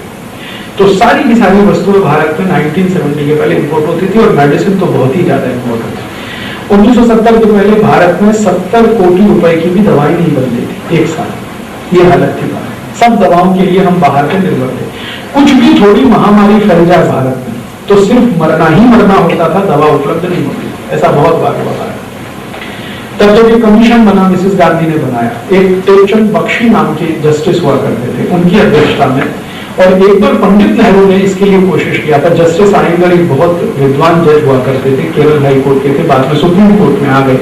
तो जस्टिस आयंगर और टेकचंद बख्शी 2 जजों की अध्यक्षता में अलग अलग समय में भारत देश की सरकार ने कमीशन बना के ये तय किया था कि हमें ये कानून बदलना है। तो वो कानून बदला 1970 में। 70 में बदलने के बाद उस कानून में 2 बड़े परिवर्तन हुए। एक तो क्या किया गया कि वस्तुओं को पेटेंट नहीं होगा, दूसरा पेटेंट होगा तो सिर्फ प्रोसेस पे होगा, और प्रोसेस पे भी मैक्सिमम पेटेंट जो है 7 साल के लिए होगा, इससे ज्यादा नहीं। और जो वस्तुओं को एसेंशियल माना जाता है उन पर कोई पेटेंट नहीं होगा। उदाहरण के लिए मेडिसिन हैं, कुछ मेडिसिन हैं जो बहुत एसेंशियल हैं, जिनकी बहुत ही आवश्यकता है समाज को, उन पर किसी तरह का ना प्रोसेस का पेटेंट होगा ना कोई दूसरा पेटेंट। तो ये कर दिया, और दूसरा प्रोविजन उसमें डाल दिया कि पेटेंट जिसको मिलेगा उसको 3 महीने के अंदर प्रोडक्शन स्टार्ट करना पड़ेगा। अगर वो नहीं करेगा तो ऑटोमेटिक लाइसेंस उसका कैंसिल हो जाएगा, पेटेंट कैंसिल हो जाएगा, किसी दूसरे को दे दिया। अब ये 2 परिवर्तन होने से क्या आया, भारत में मिरेकल हो गया, माने चमत्कार। इतना बड़ा चमत्कार हो गया कि छोटे छोटे उद्योग हजारों की संख्या में खड़े हो गए, हजारों की संख्या में, हजारों दवाएं बनाने वाली कंपनियां इस देश में खड़ी हो गई। छोटे छोटे उद्योग बढ़ते गए बढ़ते गए बढ़ते गए, और इस लेवल पे बढ़ते गए कि आज हिंदुस्तान में दवाओं का उत्पादन 14,000 करोड़ रुपए का है। आज से मात्र 33 साल पहले भारत में 70 करोड़ की दवाएं बनती थी, आज भारत में 14,000 कोटि रुपए की दवाएं बनती हैं, और उसमें से 50% एक्सपोर्ट हो जाती है। 7-7.5 हजार करोड़ का हमारा एक्सपोर्ट है ड्रग्स एंड फार्मास्यूटिकल सेक्टर का, और हम जो दवाएं एक्सपोर्ट करते हैं वो वर्ल्ड क्लास दवाएं हैं। दुनिया में America, Germany, France, Canada, Britain के देशों में जिस क्वालिटी की दवाएं बनती हैं, भारत में वही क्वालिटी की दवाएं बनती हैं। कई कई देशों की सरकारों का मानना है कि भारत की दवाएं उनके देशों की क्वालिटी से अच्छी है और कीमत में बहुत सस्ती। आप भारत में कोई मेडिसिन खरीदिए, उदाहरण के लिए रेनेडिडिन, सबसे ज्यादा बिकने वाली दवाओं में दुनिया में रेनेडिडिन का बहुत नाम है, क्योंकि ये सबसे ज्यादा इस्तेमाल होती है पेट की खराबी के लिए, गैस बनती है, खाना हजम नहीं होता, ठीक से पाचन नहीं होता, अक्सर डॉक्टर रेनेडिडिन प्रिस्क्राइब करते हैं। तो रेनेडिडिन भारत में आप खरीदिए, आपको बड़े आराम से 2 रुपए 2.5 रुपए में 10 टैबलेट मिल जाएगी रेनेडिडिन। और यहाँ दुबई में खरीद के देख लीजिए रेनेडिडिन 45 रुपए। अब आप कल्पना, और यही रेनेडिडिन अमेरिका में जाके खरीदिए 1180 रुपए की 10 टैबलेट। और जेनेरिक्स में तो इससे भी ज्यादा सस्ती है। हाँ, जेनेरिक्स में अगर आप खरीदेंगे बिल्कुल सही है, इससे भी सस्ती है जो फिनिश प्रोडक्ट के रूप में आप खरीदेंगे। तो ये हमारे देश में इतना बड़ा परिवर्तन आया, कैसे आया? ऐसे आया कि पहले क्या होता था कि दवाओं पर पेटेंट हो गया तो वो कंपनी सबको रोकती थी, खुद मोनोपोली में। बाद में ये निकल गया पेटेंट, तो बहुत सारी कंपनियों के रास्ते खुल गए। एक कंपनी ने एक प्रोसेस से बनाया, दूसरी कंपनी ने दूसरे प्रोसेस से बनाया, तीसरे ने तीसरे प्रोसेस से बनाया। एक ही मेडिसिन को 10 कंपनी बना रही है, 20 बना रही है, 30 बना रही है, तो कंपटीशन आया तो प्राइस नीचे आया। एक तो क्वालिटी इंप्रूव हुई, दूसरी प्राइस नीचे है। आज वर्ल्ड क्वालिटी की दवाएं भारत में बनती हैं, बिकती हैं, कीमत बहुत सस्ती है। भारत में चाय के प्याले से सस्ती दवाएं, हाँ, जो आपका 104 डिग्री टेम्परेचर 1 घंटे में नॉर्मल कर सकती है, तो चाय के प्याले से सस्ती है। चाय का प्याला 2 रुपए का, मेडिसिन 50 पैसे की। अमेरिका में एक बार भारत की इतनी सस्ती और अच्छी दवाओं के बारे में अभ्यास करने के लिए पार्लियामेंट ने कमेटी बनाई थी। एक अमेरिकन सेनेटर था, उसका नाम था कैफूवर की अध्यक्षता में कमेटी बनी। 23 एमपीज आए भारत में अध्ययन करने के लिए कि कैसे करते हैं भारत में इतनी सस्ती और इतनी अच्छी क्वालिटी की दवाएं बना। तो उन्होंने लौटने के बाद रिपोर्ट दिया अमेरिकन पार्लियामेंट में, और उस रिपोर्ट में कहा कि जो 1970 में इंडियन गवर्नमेंट ने पेटेंट एक्ट चेंज किया, उसके कारण ये सब हुआ। इस पेटेंट एक्ट की दुनिया भर में सराहना हुई है, और आपको सुनकर आश्चर्य होगा, दुनिया के कई देशों ने हमारे यहाँ नकल करके अपने यहाँ पेटेंट एक्ट बनाया, और उन सभी देशों में दवाएं भारत की ही क्वालिटी की अच्छी बन रही है, कीमत में बहुत सस्ती है। अभी गेट एग्रीमेंट का एक प्रोविजन है जो आर्टिकल 27 है, वो ये कहता है कि 1 जनवरी 2005 के बाद आपको अपना पेटेंट एक्ट चेंज करना है। और क्या करना है? उसमें प्रोविजन ये है कि पहले जैसे हमारे यहाँ प्रोडक्ट पर पेटेंट होता था ना, वैसा ही प्रोडक्ट पेटेंट अब फिर देना है भारत, जो बिफोर 1970s था भारत। ब्रिटिश पीरियड में जो एक्ट बना था वो अगले साल से फिर शुरू करना है, और उसमें कहा गया है कि प्रोडक्ट को भी पेटेंट देना है, प्रोसेस को भी पेटेंट देना है, और पेटेंट का मिनिमम पीरियड 20 साल रखना है। अब आप प्रोसेस को भी पेटेंट दो, प्रोडक्ट को भी पेटेंट दो, 20 साल रखो उसकी अवधि, तो इसका माने क्या है? फिर मोनोपोली होगी तो फिर मार्केट की दवाएं महंगी होने वाली है, और इतनी महंगी होने वाली है कि आप कल्पना नहीं कर सकते। मैंने मार्केट का अभी एक स्टडी किया कि दुनिया के कौन कौन से देश हैं जिन्होंने गेट करार को साइन करने के बाद अपने देश का पेटेंट एक्ट बदल किया है। ऐसे कितने देश? तो जिन देशों ने गेट करार को साइन करने के बाद पेटेंट एक्ट बदल किया, प्रोडक्ट पेटेंट लाया और प्रोडक्ट पेटेंट में 20 साल के लिए पेटेंट पीरियड लाया, तो सभी देशों में दवाएं मात्र 3 साल में 100 गुने से ज्यादा महंगी हुई, 100 टाइम्स से ज्यादा महंगी। कॉस्ट है ट्रीटमेंट का, वो इतना महंगा हुआ है कि लोग कल्पना नहीं कर सकते, इलाज कराना उनके लिए मुश्किल हो गया। जिन देशों में ऑलरेडी बहुत पहले से प्रोडक्ट पेटेंट चल रहा है, उन देशों की क्या हालत है? उनमें हमारे पड़ोसी देश है पाकिस्तान। पाकिस्तान में बहुत साल से प्रोडक्ट पेटेंट का कानून है, क्योंकि अंग्रेजों के बनाए हुए कानून पाकिस्तान में भी वही है जो भारत में है, और पाकिस्तान ने अभी तक वो भी नहीं बदल किया, हमने तो थोड़े फिर भी बदल कर लिया, उनके यहाँ तो वो भी बदल नहीं हुए।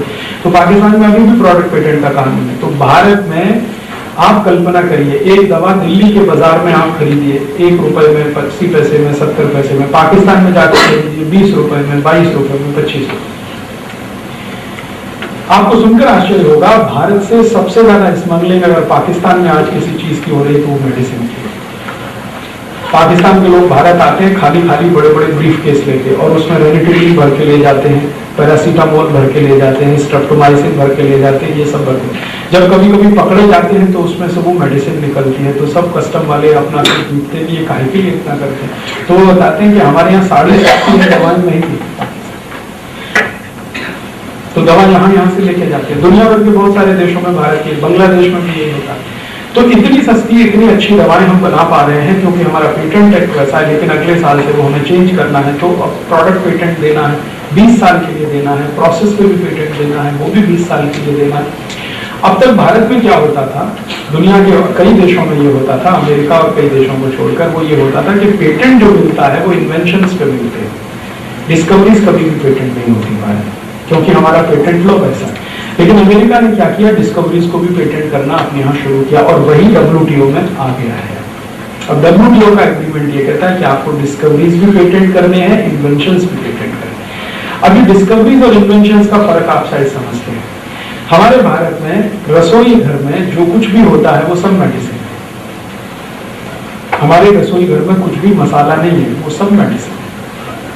ये तो गलत शब्द हम इस्तेमाल करते हैं कि हम मसाले डाल रहे हैं। हल्दी मसाला नहीं है, हल्दी मेडिसिन है। धनिया मसाला नहीं है, धनिया मेडिसिन है। मेथी मसाला नहीं है, मेथी मेडिसिन है, और इनके मेडिसिनल यूज हैं। ये अलग बात है कि आपने पढ़े नहीं, मैंने पढ़े नहीं, क्योंकि आपको किसी ने पढ़ाया नहीं, मुझे किसी ने पढ़ाया नहीं। आयुर्वेद में हल्दी के 35 से ज्यादा मेडिसिनल यूजेस हैं, हल्दी के, सिर्फ हल्दी। मेथी के 108 मेडिसिनल यूज हैं। 108 डिसीज में मेथी को आप मेडिसिन के रूप में इस्तेमाल कर सकते हैं। अद्भुत परिणाम है मेथी के। ये सभी मेडिसिन हमारे घर में हैं, और ये मेडिसिन वास्तव में भारत में डिस्कवरीज मानी जाती है, लेकिन अगले साल से ये सब आ जाएंगे पेटेंट के दायरे में। तो अब तक आप अखबारों में पढ़ते थे ना, अमेरिका ने हल्दी पे पेटेंट ले लिया, फिर तुलसी पे पेटेंट ले लिया, ये सब अगले साल से भारत में चालू हो जाएगा। अमेरिका की कोई कंपनी आके भारत में हल्दी पे पेटेंट लेगी, तुलसी पे पेटेंट लेगी, मिर्ची पे पेटेंट लेगी, डोसा बनाने के प्रोसेस पे पेटेंट लेगी, उपकम बनाने के प्रोसेस पे पेटेंट लेगी, जलेबी बनाने के प्रोसेस पे पेटेंट लेगी, कढ़ी बनाने के प्रोसेस पे जापान ने 23 पेटेंट लिया, आपको मालूम? अभी 3 महीने तक कढ़ी बनाने का प्रोसेस, कढ़ी वो जो मट्ठे से बनाते हैं, रोज गुजराती घर में बनती है, मराठी घर में बनती है, वो कढ़ी बनाने के 23 पेटेंट जापान ने अभी लिया 3 महीने पहले। अच्छा, और अद्भुत इसमें जो होने जा रहा है वो ये कि इसमें जो प्रोविजन है, पेटेंट देंगे किसको, तो इसमें प्रोविजन है फर्स्ट कम फर्स्ट गेट, माने जो पहले आएगा उसको पेटेंट दे दिया जाएगा। अब हो क्या रहा है भारत में, गेट करा तो आएगा अगले साल से। अमेरिका की कंपनियों ने अभी से भारत में एप्लीकेशन देना चालू कर दिया, फर्स्ट कम फर्स्ट गेट। मैं कोई पेटेंट एप्लीकेशन लेके गया और मुझसे 5 मिनट पहले किसी अमेरिकन कंपनी ने एप्लीकेशन फाइल किया, तो पेटेंट पहले उसको मिलेगा, मुझे नहीं मिलेगा, चाहे मेरा क्लेम कितना भी जेन्युइन क्यों ना हो। First come first get. इन्होंने क्या किया है, फीस बढ़ा दिया पेटेंट का। तो फीस बढ़ा दिया तो भारत का गरीब आदमी तो सोच नहीं सकता पेटेंट एप्लीकेशन करने, और अमेरिकन कंपनी के लिए फीस का कोई मतलब नहीं है, क्योंकि उनका डॉलर, हमारा 45 रुपये, तो वो धड़ाधड़ एप्लीकेशन कर रहे हैं। मैंने अभी पता लगाया, भारत के रजिस्ट्रार ऑफ पेटेंट ऑफिस में 86,000 एप्लीकेशन आ चुके हैं अमेरिकन कंपनीज के, अमेरिकन और जर्मन कंपनीज के। इवन जर्मन कंपनीज ने गायत्री मंत्र को पेटेंट एप्लीकेशन दे दिया। हाँ, गायत्री मंत्र, उसके चैंटिंग करने के तरीके, उस पर पेटेंट एप्लीकेशन दिया। गायत्री शब्द को पेटेंट एप्लीकेशन दे दिया, अगले साल से ये सब चालू होगा। अभी तो वो एप्लीकेशन कर रहा है, फिर कानून ऐसा है कि फर्स्ट कम फर्स्ट गेट, तो इनको चालू हो जाए। तो हिंदुस्तान में फिर मारामारी शुरू हो गई। मारामारी क्या शुरू होगी? हम हल्दी का इस्तेमाल कर रहे हैं एज ए मेडिसिन, वो कहेंगे कि आप पेटेंट वायलेशन कर रहे हैं। मान लीजिए मैंने हल्दी से कोई दवा बना के गांव में किसी को दे दिया, तो कहेंगे आपने पेटेंट वायलेशन कर लिया। करी बना के इस्तेमाल करना तो पेटेंट वायलेशन। इसी में हम जिंदगी भर लड़ते रहेंगे। अब इसमें एक और सबसे खराब बात क्या है, ये जो पेटेंट के कानून है, इसमें अगर उल्लंघन होता है तो उसके प्रोसीजर क्या है, उसमें आगे मैं जब गया तो उसके उल्लंघन करने में बात ऐसी है, मान लीजिए मैंने किसी अमेरिकन कंपनी का पेटेंट वायलेशन किया, तो इसमें केस जब बनेगा या चलेगा तो उसमें reversal of burden of proof की बात है। ये reversal of burden of proof क्या है? मैंने आपकी घड़ी चुराई, कल्पना करें, आपने मेरे ऊपर आरोप लगाया कि राजीव दीक्षित ने हमारी घड़ी चुराई है, तो बस आप आरोप लगा के छूट जाइए, बाकी सब मुझे सिद्ध करना, चुराई है कि नहीं चुराई। ये है reversal of burden of proof. अभी क्या होता है भारत में कि आप अगर आरोप लगाते हैं तो आपको सिद्ध करना पड़ता है, हाँ आपको प्रूव करना पड़ता है सामने वाला चोर है या नहीं। लेकिन अब 1 साल के बाद होने आ रहा है, 1 साल नहीं, अब तो 2-3 महीने रह गए, अब ये होने जा रहा है कि जो चोरी करेगा उसको सिद्ध करना है कि मैं चोर हूं या नहीं। आरोप लगाने वाले को कुछ सिद्ध नहीं करना, बस आरोप लगा के छुट्टी हो जाएगी। आप जरा कल्पना करिए, यही एक छोटा सा प्रोविजन भारत के कितने हजार इंडस्ट्रीज की दम निकाल सकता है। मान लीजिए अमेरिका की किसी कंपनी का भारत की कंपनी के साथ कंपटीशन है, और अमेरिकन लोग कभी कॉम्पिटिशन पसंद नहीं करते, वो हमेशा मोनोपोली में काम करते हैं। यूरोपियन भी पसंद नहीं करते, दुनिया भर को कंपटीशन का पाठ पढ़ाते हैं, लेकिन अनफेयर ट्रेड प्रैक्टिसेस करके वो हमेशा मोनोपोली बनाते हैं। और मोनोपोली बनाने के लिए कार्टेल्स बनाते हैं, वो कार्टेल्स उनके काम करते हैं, कभी भी ओपन मार्केट में वो काम। हम किसी दुनिया के देश से कंपटीशन में नहीं करते, लेकिन अनफेयर ट्रेड प्रैक्टिसेस जो वो करते हैं उससे डरते हैं। वो कैसे करते हैं मैं आपको बता, आप गुजरात में आइए, हम लोग तो थोड़े समय से अभियान चलाते हैं अमेरिका की 2 कंपनियों के खिलाफ, एक का नाम है पेप्सी कोला, दूसरे का कोका कोला। इस अभियान का थोड़ा परिणाम निकला है। परिणाम ये निकला है कि 70 से 80% पेप्सी कोक की बिक्री कम हुई, और ये परिणाम निकालने के पीछे 2 बड़े कारण रहे। एक तो हमने पेप्सी कोक पे बहुत सारे केमिकल एनालिसिस करवाए थे अलग अलग लेबोरेटरीज में, उसकी रिपोर्ट आई थी। पिछली बार में आपको आया था, बताया था मैंने आपकी 200 कंपनी की रिपोर्ट्स हैं लेबोरेटरीज की, CFTRI की रिपोर्ट है, CFL की रिपोर्ट है, CSC की रिपोर्ट है, ये सब साइंटिफिक इंस्टीट्यूट है। भारत सरकार की एक पार्लियामेंट की कमेटी बनी थी, जॉइंट पार्लियामेंट कमेटी, उसने भी मान लिया कि पेप्सी कोक जहर है। ये सब होने से उनका सेल डाउन हुआ, तो लोकल जो सॉफ्ट ड्रिंक्स है उनका सेल अप हुआ। अब जानते हैं इन्होंने क्या किया, गुजरात के जो लोकल सॉफ्ट ड्रिंक्स बनाने वाले हैं उनको मार्केट में बॉटल नहीं मिलनी चाहिए, इसके लिए पेप्सी कोक अभियान चला है। अब उनको बॉटल नहीं मिलेगी तो वो सॉफ्ट ड्रिंक नहीं बेच सकते, तो जो बॉटल बनाने वाले हैं उनको सीधे धमकी देके सारी बॉटल खरीद के मार्केट से आउट कर। और इससे भी नीचे जाते हैं, इससे भी नीचे कैसे जाते हैं, राजकोट के पास आप आइए, राजकोट जूनागढ़ के बीच में 10 से ज्यादा बॉटलिंग प्लांट है लोकल, जो 2 रुपए में, 1.5 रुपए में, 2.25 रुपए में 300 मिलीलीटर सॉफ्ट ड्रिंक देते हैं। इनके लिए उन्होंने क्या कर दिया कि इनकी बॉटल किसी भी दुकान पे दिखनी नहीं चाहिए, खाली बॉटल उठा लेते हैं लाखों की संख्या में और उठा के फेंक देते हैं, तोड़वा देते हैं, फेंकवा देते हैं, ताकि आगे उनको बॉटल ना मिले। तो कभी वो कंपटीशन नहीं करते, वो अनफेयर ट्रेड प्रैक्टिसेस में इतने नीचे उतर के वो काम करते हैं जिसकी आप कल्पना नहीं कर सकते। अब ऐसी स्थिति में जब ये पेटेंट एक्ट आएगा, अमेरिकन कंपनी का किसी भारत की कंपनी से झगड़ा है तो वो क्या करेगा, वो सिर्फ एक एप्लीकेशन फाइल करेगा कि ये मेरे पेटेंट का वायलेशन कर रहा है। अब आप सिद्ध करते रहिए कि आप कर रहे हैं कि नहीं कर रहे, खत्म कर देगा आपको। इतना खतरनाक है भाई पेटेंट एक्ट। और इस पेटेंट एक्ट के बाद और भी बहुत कुछ खतरनाक इसमें है। गेट एग्रीमेंट में तो करीब 576 पेज है, सब नहीं कह सकता, 1-2 कह के खत्म कर रहा हूं मेरी बात को। एक इसमें एग्रीमेंट है, एग्रीमेंट ऑन सर्विसेज। उसमें क्या है, भारत देश में 2 तरह की सर्विसेज है। एक तो ऐसी सर्विसेज हैं जो श्रम आधारित है, और एक तो ऐसी सर्विसेज हैं जो पैसा आधारित है, पूंजी आधारित है। फाइनेंशियल सर्विसेज है, जैसे बैंक है, बीमा कंपनियां हैं, ये सब फाइनेंशियल सर्विसेज है। और श्रम आधारित है, झाड़ू लगाना, कपड़ा साफ करना, कपड़ा धोना, जूते, ये सब जो है श्रम आधारित है। दोनों तरह की सर्विसेज भारत में है। अब गेट एग्रीमेंट का ये है प्रोविजन, फर्स्ट प्रोविजन है सर्विसेज एग्रीमेंट का, कि आपको अपने सारे मार्केट खोलने हैं फॉरेन सर्विसेज के लिए, और बिना किसी बायसिंग के, माने आप किसी तरह का वो नहीं कर सकते। हमारे भारत की सर्विसेज के लिए कुछ ज्यादा देना और अमेरिकन सर्विसेज के लिए कम देना, ये नहीं कर सकते। सबके लिए मार्केट खोल, तो फाइनेंशियल सर्विसेज के लिए तो मार्केट खोल दिया गवर्नमेंट ऑफ इंडिया ने 49%, इंश्योरेंस में भी और बैंकिंग में। अब वो 74% करने की तैयारी में है, जो दुनिया में कोई देश अभी करने को तैयार नहीं है, हमारी सरकार करने जा रही है। फिर वो टेलीकम्युनिकेशन में 100% करने जा रहे हैं, फिर डिफेंस में 100% करने की तैयारी में। तो एक तो ये हो रहा है। दूसरा, जो श्रम आधारित सर्विसेज है उनको भी खोलने जा रहे हैं। अब इसमें होगा क्या? इसमें होने वाला ये है कि भारत की जो फाइनेंशियल सर्विसेज हैं वो इतनी ताकतवर अभी नहीं है जितनी अमेरिकन और यूरोपियन फाइनेंशियल सर्विसेज है। ये आएंगे, अनइक्वल कंपटीशन होगा दुनिया में। कंपटीशन शब्द का जब अर्थ करें तो ध्यान रखना चाहिए, कंपटीशन दो समान लोगों के बीच में होता है, असमान लोगों के बीच में कभी कंपटीशन नहीं हुआ करता। एक कोई आदमी है जिसका पांव टूटा हुआ है और दूसरी तरफ एक बेन जॉनसन है, दोनों को कहो कि 100 मीटर फर्राटा दौड़ में दौड़ो, 100 मीटर स्प्रिंट में दौड़ो, फिर आप कहो कि कंपटीशन करो। एक लंगड़ा लड़का है और एक बेन जॉनसन है, कैसे होने वाला कंपटीशन? कंपटीशन हमेशा दो इक्वल लोगों के बीच में होता है, समान स्थितियों में। असमान लोगों के बीच कभी कंपटीशन नहीं होता। तो भारत में ये कंपटीशन के नाम पे सारा मार्केट जब खुलेगा तो फाइनेंशियल सर्विसेज आएंगे। आपको याद है एक जमाने में भारत में 1970s के पहले फाइनेंशियल सर्विसेज थी। 56 के आसपास की स्थिति अगर आप देखें, मेरा तो जन्म नहीं हुआ था लेकिन आप में से कई लोग थे, उस समय भारत के लोगों को कितना चीट किया इन सर्विसेज ने जो विदेशों से आई। पैसा लिया, भाग गए, पता ही नहीं है कौन कंपनी थी, क्या थी। आप रोते रहिए, चिल्लाते रहिए, कोई सुनने वाला नहीं, कोई बोलने वाला नहीं। प्राइवेट बैंकें थी, प्राइवेट इंश्योरेंस कंपनियां थी, सबने लूटा भारतवासियों। और उनकी इन परिस्थितियों को ध्यान में रखते रखते संसद में बहुत बहस हुई, हंगामा हुआ, तब नेशनलाइजेशन शुरू हुआ, तब थोड़ा लोगों को मदद मिली। लेकिन अब आपने डीनेशनलाइज करी अपनी सारी स्थिति।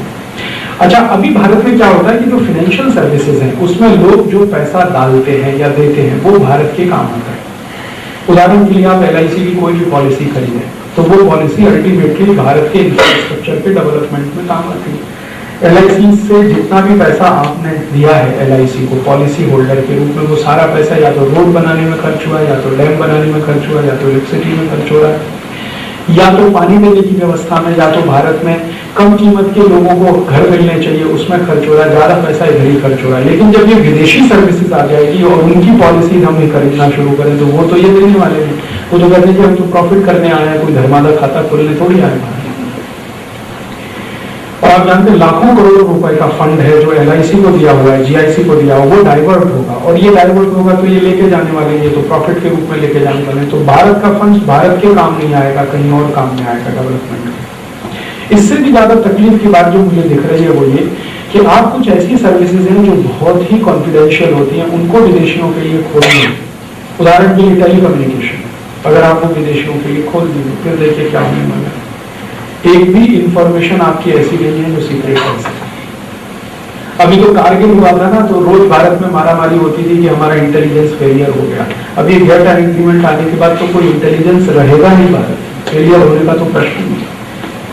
तो कोई भी इंफॉर्मेशन है जो तुरंत लीक हो जाएगी। सपोज करिए हमने सारा खोल दिया टेलीकम्युनिकेशन का सेक्टर विदेशियों के लिए, और अमेरिकन कंपनीज और यूरोपियन कंपनीज आ गई, उन्होंने कोई कार्टेल बना लिया और वो सारी सूचनाएं जो मिल रही हैं एक दूसरे स्रोतों से वो उन्होंने पास ऑन करना शुरू किया और आपके दुश्मन देशों तक वो सब पहुंचाना शुरू कर दिया जो आपके लिए बहुत ही संवेदनशील है। तब तो आपकी स्थिति क्या होने वाली है। और दुर्भाग्य से जो सरकार इस समय है भारत देश में, वैसे तो 10-12 साल में ज्यादातर सरकार इसके प्रो रही है, लेकिन अभी जो सरकार चल रही है वो तो बहुत तेजी से कह रही है कि गेट करार लाओ लाओ लाओ, और ज्यादा तेजी से इसको लागू करो लागू करो लागू करो। अब ये जब हो जाएगा तो इसमें नुकसान किसका होने वाला है। भारत में दो तरह के लोग हैं, एक तो वो है जो हैव्स हैं और दूसरे हैं हैव नॉट्स, इनके जिनके पास कुछ भी नहीं है या बहुत गरीबी में रहते हैं, बहुत तकलीफ में रहते हैं। ऐसे 70-80 कोटी लोग हैं जिनको 2 समय ठीक से खाने को भी नहीं मिलता है, पहनने को भी नहीं मिलता, उनको सबसे ज्यादा मार पड़ने वाली है इसकी। एक क्लास है भारत में जिसको इसको बहुत लाभ होगा, वो शेयर मार्केट में काम करने वाला क्लास है, उसको बहुत लाभ होगा इस कैटेगरी में। इसलिए वो बहुत चिल्ला रहा है कि कैट आना चाहिए तो सेंसेक्स और ऊपर जाएगा तो 7,000 पॉइंट, तो 8,000 पॉइंट, तो 10,000 पॉइंट।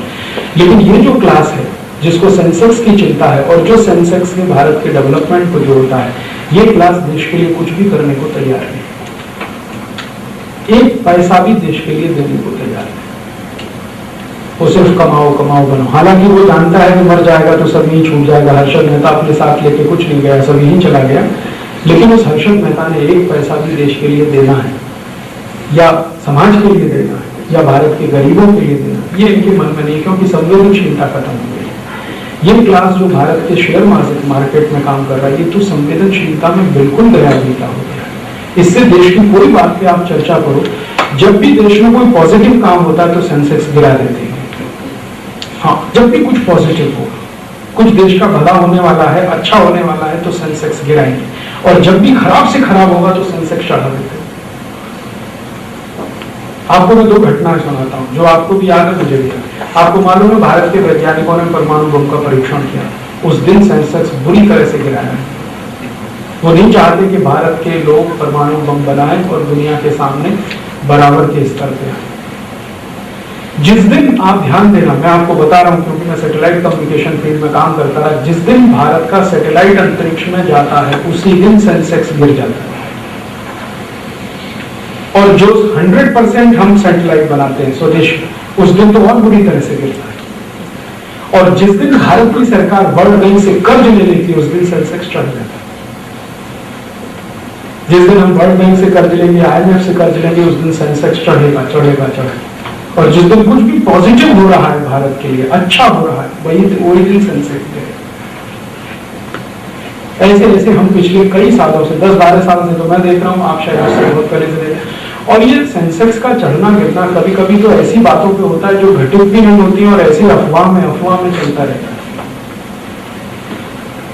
कुछ लेना देना नहीं किसी घटना से, किसी चीज का बेस भी नहीं है, बस सेंसेक्स चढ़ना, और उसी पे सारा खेल खेलते रहते हैं। एक तरह की सट्टेबाजी हो गई है। इनको तो वेट से बहुत फायदा होने वाला है, क्योंकि ज्यादा से ज्यादा परदेशी कंपनी आएंगी, ज्यादा से ज्यादा परदेशी कंपनी आएंगी तो ज्यादा से ज्यादा शेयर मार्केट में इन्वेस्ट करेंगे, क्योंकि परदेशी कंपनी आके भारत देश में ज्यादा इन्वेस्ट कर रहे हैं शेयर मार्केट में। वो फाइनेंशियल कैपिटल में ज्यादा जा रहा है, प्रोडक्टिव कैपिटल लेके नहीं आ रहा है। भारत में प्रोडक्टिविटी बढ़े इस तरह से कोई कंपनी नहीं आ रही। वो चाहते हैं शेयर मार्केट में पैसा लगाए क्योंकि रिटर्न बहुत है और जल्दी रिटर्न है। तो जैसे जैसे ये परदेशी कंपनी बढ़ेगी, शेयर मार्केट शायद बूम करेगा, तो इनको तो लाभ है। तो भारत का मुश्किल से 0.00001% क्लास ऐसा है जिसको गेट कराने से बहुत लाभ है, और दुर्भाग्य से ये क्लास इस समय पोजीशन में है, ताकत में, तो वो तो कहता है आने दो बहुत अच्छा है। इसके नीचे एक और क्लास है जो पॉलिटिशियंस और ब्यूरोक्रेट्स का, उनको भी मजा आने वाला है, क्योंकि जितनी ज्यादा परदेशी कंपनी आएगी उतना करप्शन करने के लिए रास्ते खुले। एक एक कंपनी से वो प्रोजेक्ट के रूप में क्या क्या ले लेते हैं। और आप जानते हैं भारत में आजकल वाइंडिंग ऑफ चार्जेस चलते हैं। एनरोन नाम की एक अमेरिकन कंपनी आई थी, उसके खिलाफ हम लोगों ने एक पब्लिक इंटरेस्ट लिटिगेशन फाइल किया था महाराष्ट्र हाईकोर्ट में, जिसमें हम जीते, सरकार हारी। बाद में सुप्रीम कोर्ट में गए तो भी कंपनी हारी, सरकार हारी, हम जीते। उस केस में हमको पता चला कि एनरोन का एग्रीमेंट साइन करने में करोड़ों रुपए का लेन देन हुआ, जो उसके वकील ने अदालत में कहा। उस कंपनी के वकील को अदालत के न्यायाधीश ने पूछा कि आप, उन्होंने कुछ पेपर्स दिए थे, उस पेपर्स में उन्होंने कुछ खर्चे लिखे हुए थे।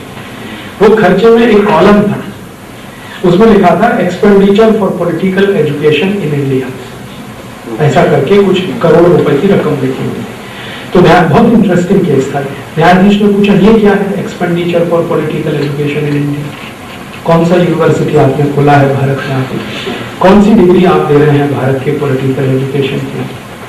तब उस वकील ने थोड़ा इशारे में कहा था कि देखिए हम भारत में जब आए तो कुछ नेताओं ने हमारा विरोध किया, बाद में उन्होंने ही हमको लाइसेंस दे दिया। कैसे? उनका हमने पॉलिटिकल एजुकेशन। तो ये पॉलिटिकल एजुकेशन क्या होता है? सीधे सीधे पैसा दे दिया, रिश्वत दे दिया। तो वो ये कहते नहीं हमने घूस दिया, वो कहते हैं हम पॉलिटिकल एजुकेशन कर रहे हैं। हमारा गुजराती व्यापार लिखते कुत्ते को उल्टा क्या रोटी। तो ये तकलीफ अभी कुछ लोगों को तो अच्छा होने वाला है गेट करार से। ये एक वर्ग है पॉलिटिशियंस का, ब्यूरोक्रेट्स का और शेयर बाजार का। और कुछ भारत के बड़े उद्योगपति हैं, उनको भी थोड़ा बहुत फायदा हो सकता है, क्योंकि वो विदेशी कंपनियों के साथ ज्वाइंट वेंचर में आ सकते हैं। घाटा जो होने वाला है, नुकसान, छोटा व्यापारी, छोटा उद्योगपति, छोटा किसान, छोटा मजदूर, छोटा नागरिक, एक भयंकर नुकसान होगा। अब ये तो स्थिति है। फिर आखिरी प्रश्न की फिर क्या किया जाए? अभी ये करार तो साइन हो गया है, तो बहुत लोग कहते हैं ये करार साइन हो गया है तो अब तो ये वापस नहीं हो सकता। मैंने इस एग्रीमेंट को जब पढ़ना शुरू किया तो इसी एग्रीमेंट में चैप्टर नंबर 1 में बहुत स्पष्ट लिखा हुआ है, any member country can withdraw at any time from this agreement. इसी में है। हमारे देश में बहुत सारे नेताओं ने भारत की टेलीविजन पे आके ये बोला कि गेट करार जो है ना इररिवर्सिबल है, ऐसा बहुत लोगों ने बोला। उनको सामने ले जाके मैंने ये पढ़वाया अंडरलाइन कर करके, देखो इसी में लिखा हुआ है any member country can withdraw at any time from this agreement. और विड्रॉल का प्रोसीजर है, प्रोसीजर क्या है, आप WTO के हेड ऑफिस में एक एप्लीकेशन दीजिए, हम इसमें से वापस आना चाहते हैं। एप्लीकेशन जिस दिन आपका वहां जाएगा उससे ठीक 6 महीने के बाद आप इससे बाहर आ सकते हैं। तो इसमें से बाहर आना कोई प्रॉब्लम नहीं, लेकिन मैं नहीं आ सकता। भारत की सरकार ये करे, भारत का राजीव दीक्षित या कोई XYZ एप्लीकेशन करे तो नहीं, सरकार एप्लीकेशन करे तो वापस आ सकते। मान ले भारत सरकार के पास ये रास्ता है कि इसमें से बाहर आ सके। फिर दूसरा प्रश्न उठता है कि अगर हम इसमें से बाहर आए तो हमारे एक्सपोर्ट इंपोर्ट का क्या होगा। उसके लिए भी दूसरा रास्ता है। वो क्या है, दुनिया में 2 तरह से व्यापार होता है, एक तो मल्टीलैटरल, एक बाइलैटरल।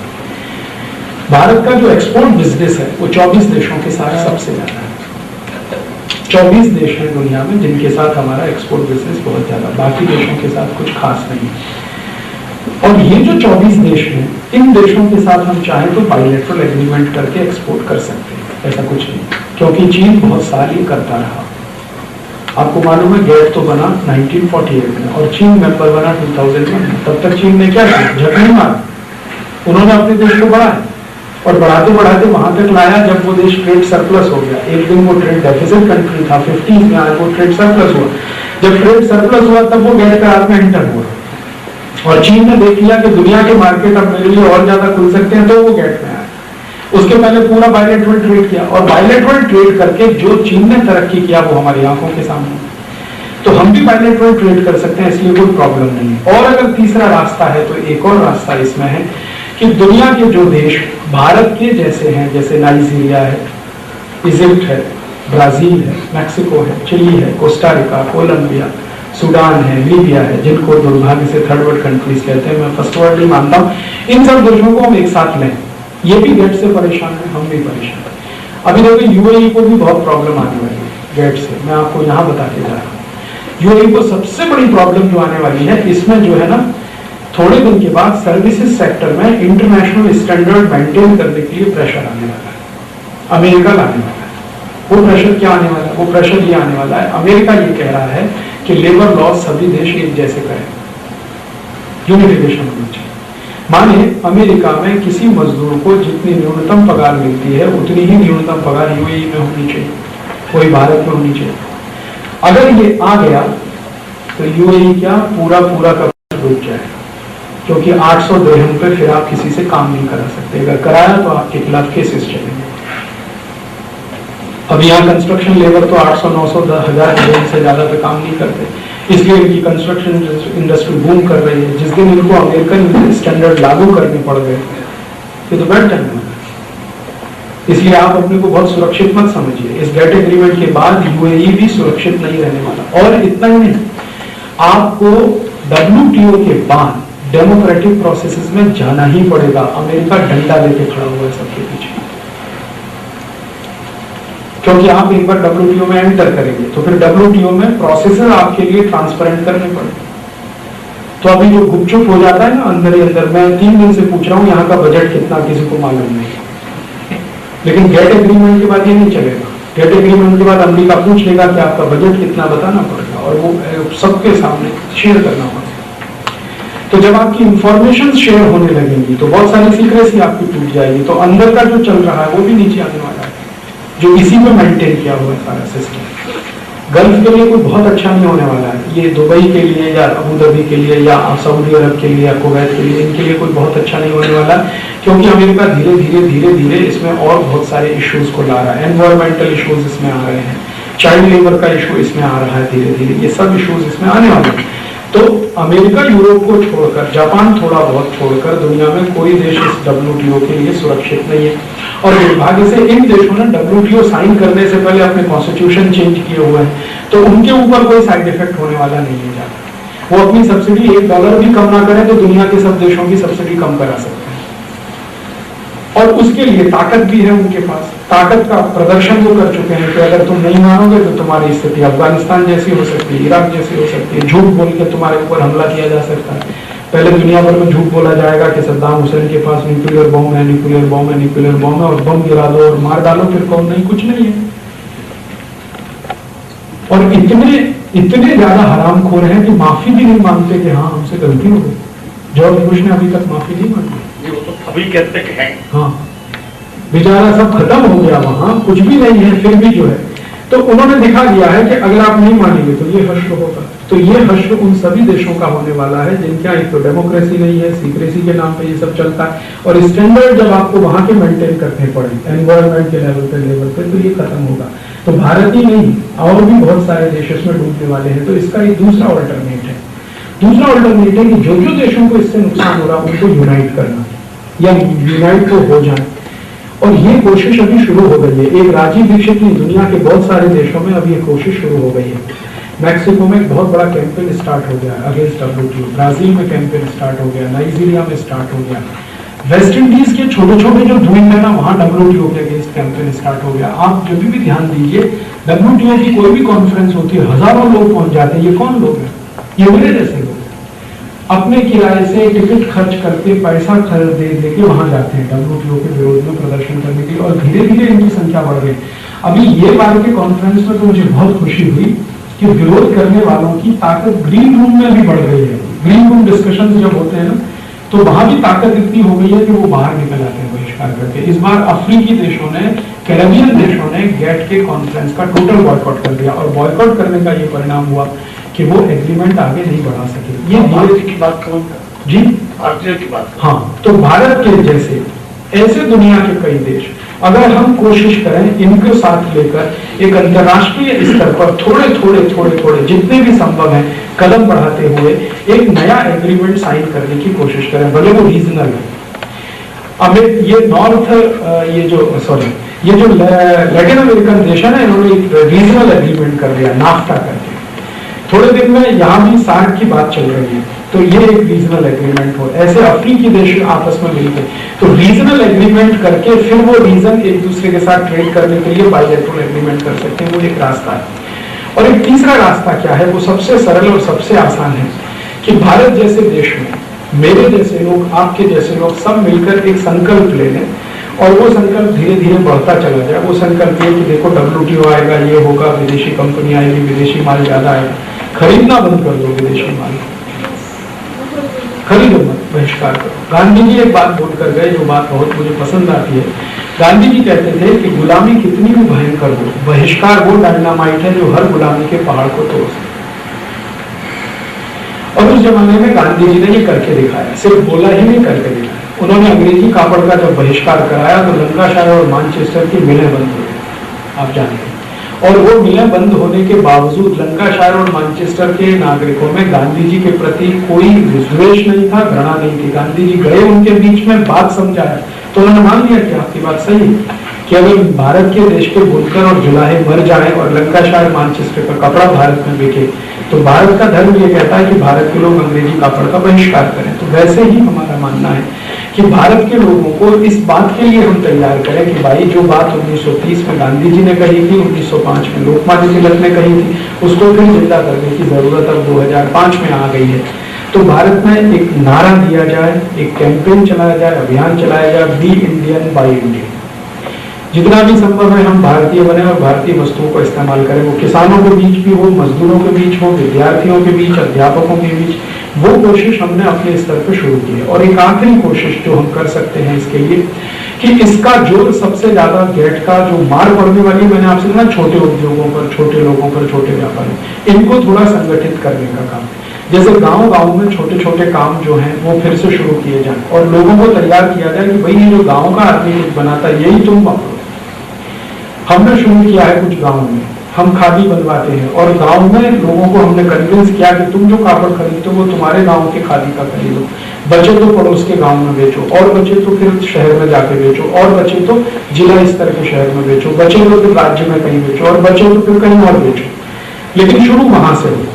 कपड़े के स्तर पे, साबुन के स्तर पे, दंत मंजन के स्तर पे हमने एक लिस्ट बनाया। 100 प्रोडक्ट ऐसे हैं जो जीरो टेक्नोलॉजी के हैं, जो रोज हमारे काम आते हैं जीवन में, जिनको बनाने के लिए कोई मशीन की जरूरत नहीं है और कोई हैवी इन्वेस्टमेंट नहीं चाहिए। 2-5 हजार रुपए के इन्वेस्टमेंट से वो सारे प्रोडक्ट्स बनाए जाते हैं और इस्तेमाल किए जा सकते हैं, क्वालिटी भी लाई जा सकती है और लोगों को काम भी दिया जा सकता है। हमने तो छोटे छोटे इतने एक्सपेरिमेंट किए हैं इस क्षेत्र में।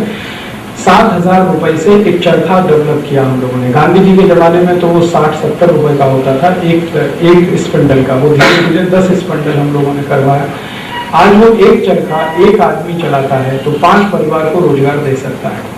80 से 90 रुपए रोज, 80 से 90 रुपए रोज का माने 2400-2500 रुपए महीने का। और एक साधारण परिवार के लिए भारत जैसे देश में उतना काफी है जीवन चलाने के लिए। और उसके आगे हम एक कदम आगे गए कि अगर वही परिवार एक चरखा चलाए और एक गाय ले ले तो साल की आमदनी उसकी 2 लाख रुपए की हो सकती है, एक चरखा और एक गाय से।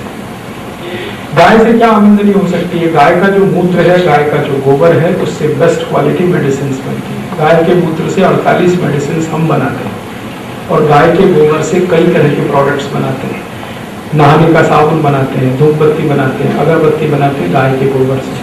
और उसकी स्मेल वैसी आती है जैसे बारिश की पहली बूंद जब मिट्टी में गिरती है ना, तो जो खुशबू आती है वही खुशबू उसमें आती है, लोगों को अच्छी लगती है, खराब नहीं। उससे मक्खी मच्छर भी भागते रहते हैं और आपको साइड इफेक्ट्स भी नहीं होते। ऐसे छोटे छोटे हर गांव में गाय का गोबर है, गाय का मूत्र है, गाय भी है, तो उनके प्रोडक्ट्स हम कुछ कुछ बनाते जाएं और लोगों से कहते जाए भाई ये खरीदो, ये खरीदो। अभी तुम विदेशी कंपनी का डब वापरते हो तो उसको छोड़ दो, गांव में ये बनता है इसको वापर लो। तुम विदेशी कंपनी का शैम्पू वापरते हो इसको छोड़ दो, तुम्हारे गांव में ये बनता है इसको खरीद लो। तुम कॉलगेट वापरते हो इसको छोड़ दो, दंत मंजन बनता है इसको ले लो। तो अगर हम हमारे प्रोडक्ट्स को ही रिप्लेस कर लें हमारे जीवन से, हम मानते हैं 1% लोग कर लें, 2% लोग कर लें, 5% लोग कर लें, धीरे धीरे ये बढ़ता चला जाए तो एक दिन इस पूरी की पूरी गेट एग्रीमेंट की व्यवस्था को हम रोक पाएंगे। माने ये जो ऑनस्लॉट है इसको रोक पाएंगे और शायद कुछ बेहतर व्यवस्था दुनिया के सामने रख पाएंगे। इस पूरे के पूरे गेट का जो सबसे बड़ा उत्तर है वो लोकलाइजेशन में है और डिसेंट्रलाइजेशन में। जितने ज्यादा लोकलाइजेशन में प्रोडक्ट्स को हम लेके जाएं, लोकल लेवल पे ज्यादा से ज्यादा प्रोडक्ट बने, कंजम्पशन वहीं पे हो।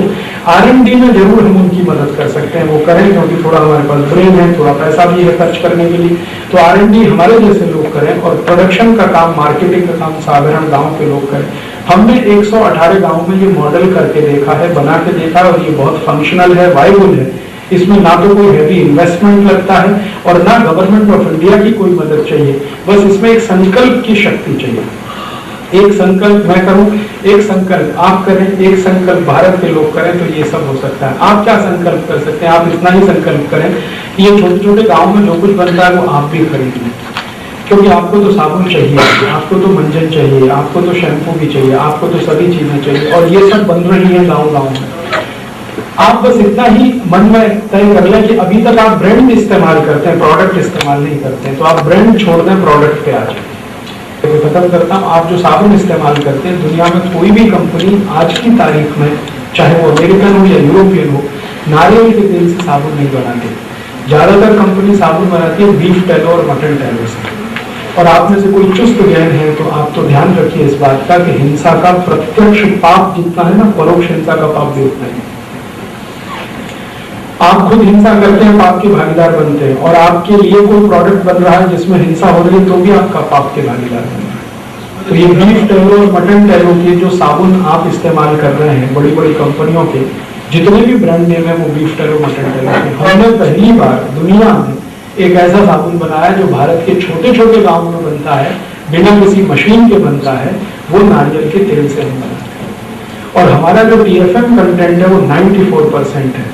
दुनिया में अमेरिकन कंपनी का जो लेटेस्ट और बेस्ट साबुन है वो 84% TFM का, हमारा 94% TFM। और अमेरिकन साबुन भारत में 100 ग्राम 40 रुपए का है, हमारा 15 रुपए का 150 ग्राम। और अमेरिकन साबुन जो चलता है वो 15-17 दिन में घिस जाता है, हमारा साबुन 1 से सवा महीने चलता है, माने घिसता भी कम है। और सबसे महत्व की बात, हमने जो साबुन डेवलप किया है, गाँव गाँव छोटे छोटे में बन रहा है, वो ये है कि उस साबुन का पानी अगर आप खेत में फेंक दो तो खेत को एक रंच मात्र भी नुकसान नहीं होता। और अमेरिकन कंपनी के साबुन का नहाया हुआ पानी खेत में फेंक दो तो खेत की फर्टिलिटी चली जाती है, सुपीकता खत्म हो जाती है। हमने उस लेवल पे साबुन, ऐसे ही हमने वॉशिंग पाउडर बनाया, वो वॉशिंग पाउडर का पानी आप किसी भी खेत में फेंक दीजिए, खेत को कोई तकलीफ नहीं आने वाली। कम पानी में आप साबुन से कपड़े धो सकते हैं, साबुन से कम पानी में नहा सकते हैं, पानी कम खर्च होता है, और पानी में जो माइक्रोब्स हैं उनको भी कोई नुकसान नहीं होता, इसलिए हम उसको अहिंसक साबुन कहते हैं, अहिंसक वॉशिंग पाउडर कहते हैं। हम भारतीय संस्कृति को ध्यान में रख के ये प्रोडक्ट बनाते हैं। किसी जीव को भी हिंसा नहीं होनी चाहिए, किसी को नुकसान भी नहीं होना चाहिए, प्रकृति को नुकसान नहीं होना चाहिए किसी को, और ज्यादा से ज्यादा लोगों को काम नहीं आना चाहिए, इसलिए मशीन का इस्तेमाल नहीं करते, सब कुछ हाथ से बनाते हैं। तो ऐसे खादी बनाते हैं, साबुन बनाते हैं, टूथपेस्ट बनाते हैं, गाँव गाँव में बनता है। कॉमन एक मार्केटिंग के लिए छोटा सा ब्रांड हमने बनाया है, स्वानंद नाम से, वो भारत देश में अनेक स्थानों को बिकता है। वो सामान मैं कोशिश करूंगा कि इस बार यहाँ शॉपिंग फेस्टिवल में भरत भाई ने अनाउंस किया, यहाँ पे हम उपलब्ध करा देंगे। आप चाहें तो इसका एक परमानेंट डिपार्टमेंटल स्टोर भी खोल सकते हैं, ताकि वहां से आता रहे, यहाँ बिकता रहे। आप जो खरीदेंगे, आपका जो पैसा है वो सीधे उन गाँव तक जाएगा जिनको इसकी जरूरत है। आप अगर इस पूरे अभियान में इतना भी छोटा सा सपोर्ट करेंगे तो ये भी बहुत बड़ा सपोर्ट हो सकता है। आप अगर कपड़े पहनते हैं, मान लें कि 10% कपड़े वो खरीदेंगे जो गांव से बन के आते हैं खादी के, धीरे धीरे 20% हो सकते हैं। और सभी तरह के हम बनाते हैं, हम चादरें बनाते हैं, तौलिया बनाते हैं, रूमाल बनाते हैं, पर्दे बनाते हैं, शर्ट्स और पैंट्स के कपड़े बनाते हैं, खादी के पैंट भी बनाते हैं। क्रीज आपकी नहीं मिटनी चाहिए, इस लेवल की खादी हमने बनाई है। और जो खादी हम बनाते हैं उसमें कोई कलर बाहर से नहीं डालते, नेचुरल कलर का कॉटन ही ग्रो कराते हैं। उस लेवल पे एक्सपेरिमेंट करते करते हम यहाँ पे पहुंचे, और ये करने के लिए बहुत सारा सपोर्ट हमने जो लिया वो गांव से लिया है, सरकार से ले लिया, आगे भी हम मानते हैं कि उन्हीं के सपोर्ट से ये सब चलेगा। तो आप जब सब लोग मिलकर ये थोड़ा थोड़ा सपोर्ट करेंगे तो शायद इस प्रॉब्लम से हम बाहर निकल सकेंगे। इतना ही मैं कहना चाहता था। आपका आभार, धन्यवाद। अभी प्रश्नोत्तर के लिए समय हम छोड़ेंगे।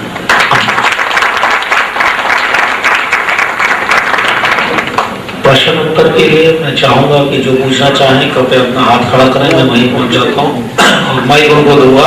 एक प्रश्न पूछ लें एक व्यक्ति, और सभी लोग पूछना चाहें जैसे, तो किसी के मन में कोई प्रश्न है तो पूछना चाहते हैं तो अपना हाथ ऊपर करें।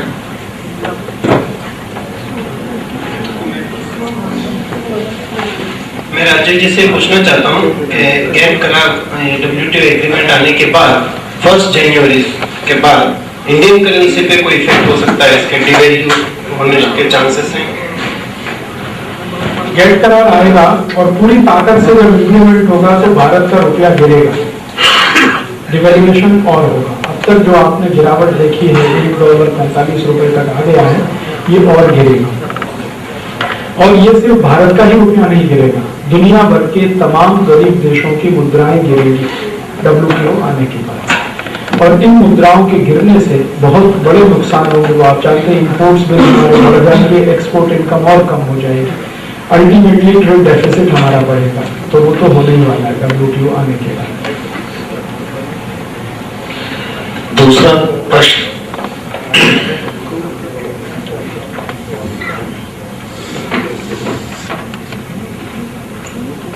मैं ये पूछना चाहता हूँ, जैसे आपने कंपटीशन, मेरे हिसाब से कंपटीशन का आपने like pros and cons, positive और नेगेटिव दोनों ही होते हैं। आपने नेगेटिव्स बताया, पर कंपटीशन का हमने इंडिया में ही देखा कि बहुत ज़्यादा हद तक पॉजिटिव इफेक्ट्स भी रहा है। लाइक पहले LIC सिर्फ हुआ करती थी, तो अब बहुत सारे आ गए हैं, बाहर की कंपनीज भी आ गई, तो LIC कंपटीशन हो रहा था, बट LIC अपना स्टैंडर्ड भी इंप्रूव कर रही है, ज़्यादा अच्छी सर्विसेज दे रही है। तो इस हिसाब से लाइक हर जगह पता नहीं, ये हो सकता है कि हाँ कुछ सेक्टर्स आप वो कर सकते हैं, गवर्नमेंट हो सकती है कर सकती है कि कुछ सेक्टर्स को प्रिजर्व करके रखें, बट बहुत हद तक अगर ग्लोबलाइजेशन करते हैं, जिसमें इंडिया ऑलरेडी बाहर आ चुकी है बहुत अच्छे से, जैसे आप ड्रग्स एंड फार्मास्यूटिकल्स की बात कर रहे हैं, तो उसमें अच्छा है कि रैनबैक्सी और इनको और अच्छा वो कॉम्पिटिशन मिले तो शायद इनको और बेटर परफॉर्मेंस कर पाए। नहीं, इसमें क्या होगा, इनके मतलब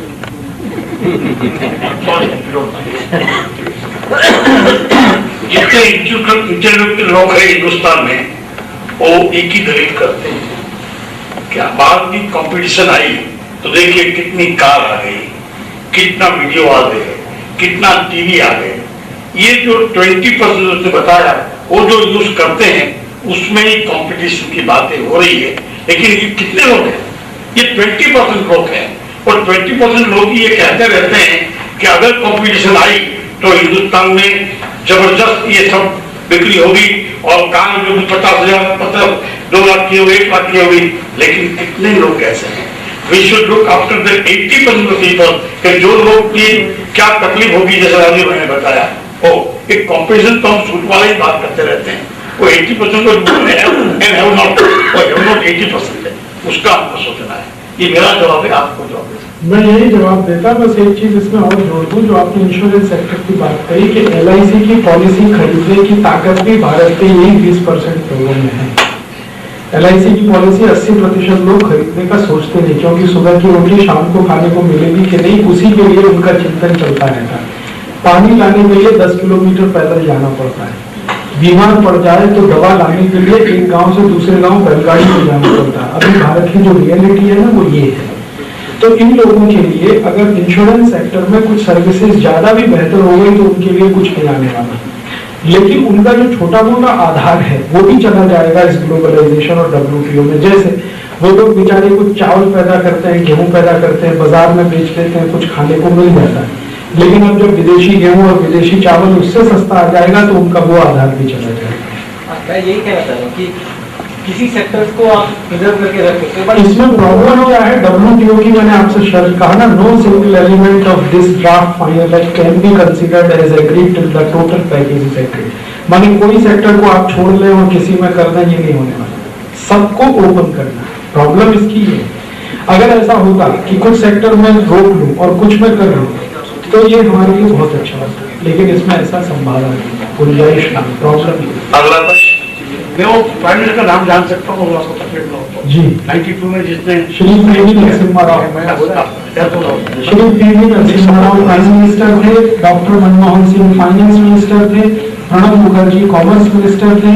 एज ए कॉमर्स मिनिस्टर जो एग्रीमेंट साइन किया वो प्रणब मुखर्जी ने किया, और जो स्टेटमेंट था बेगर्स हैव नो चॉइस, ये प्रणब मुखर्जी का स्टेटमेंट है। जी। अमेरिका में टेक्सटाइल के ऊपर कोटा सिस्टम है जी। वो हिसाब से अपन काफी कपड़ा अमेरिका में बेचते हैं और इनडायरेक्टली दूसरे की कोटा लेके भी इंडियन कपड़ा उधर जाता है। यदि ये खुल जाता है तो क्या इंडियन टेक्सटाइल को ग्रोथ नहीं मिलेगा? और जिसमें मैंने आपसे थोड़ी देर पहले कहा ना, अमेरिकन कॉन्स्टिट्यूशन उन्होंने चेंज करके करार साइन किया है, तो कॉन्स्टिट्यूशन उनका प्रिवेल करेगा, तो अमेरिका अपने कोटा सिस्टम को मेंटेन रखने वाला है, वो नहीं है। और वो मेंटेन करने के लिए उनके पास बहुत रास्ते हैं, जैसे एक भरत भाई ने कहा ना एंटी डंपिंग का, ये सबसे बड़ा हथियार उनके पास है। आप ज्यादा कपड़ा लेके जाइए, वो एंटी डंपिंग लगा के रोक, और आपको हैरान परेशान करने के और भी कई रास्ते हैं। सुपर 301, स्पेशल 301, अमेरिका के अपने जो कानून है इंटरनल मार्केट को कंट्रोल करने के, वो सब कानून वो रखेंगे गेट के होते हुए, क्योंकि उन्होंने कॉन्स्टिट्यूशन को ऊपर रखा है, गेट को नीचे। हमने उल्टा कर दिया, हमारे यहाँ गेट ऊपर है, कॉन्स्टिट्यूशन नीचे होता। तो अमेरिका अपने किसी भी कानून को बिना बदलते हुए भी गेट का फायदा लेगा। ये जो आपने कोटा की बात की ना, नेक्स्ट ईयर से कोटा सिस्टम खत्म हो जाएगा, MFA एग्रीमेंट है, मल्टी फाइबर एग्रीमेंट, ये खत्म होने वाला नहीं है। इसको दूसरे रूप में अमेरिका चलाएगा, नाम बदल जाएगा, अलग तक। वो कैसे चलाएगा? आप कपड़ा लेके जाएंगे, वो लेबर लॉज लगाएंगे और वो कहेंगे कि भारत में बच्चों से कपड़ा बनवाया जा रहा है, तो ये चाइल्ड लेबर का सवाल है। अब आप सिद्ध करके बैठिए कि नहीं ये कपड़ा बच्चे नहीं बना रहे, वो रोक देंगे आपके उसको। वो तो छोटी 3.2%। हाँ, वो भी बहुत 3.2% टेक्सटाइल की आप जो बात कर रहे हैं, टोटल 3.2। जी। अगला सवाल नेक्स्ट।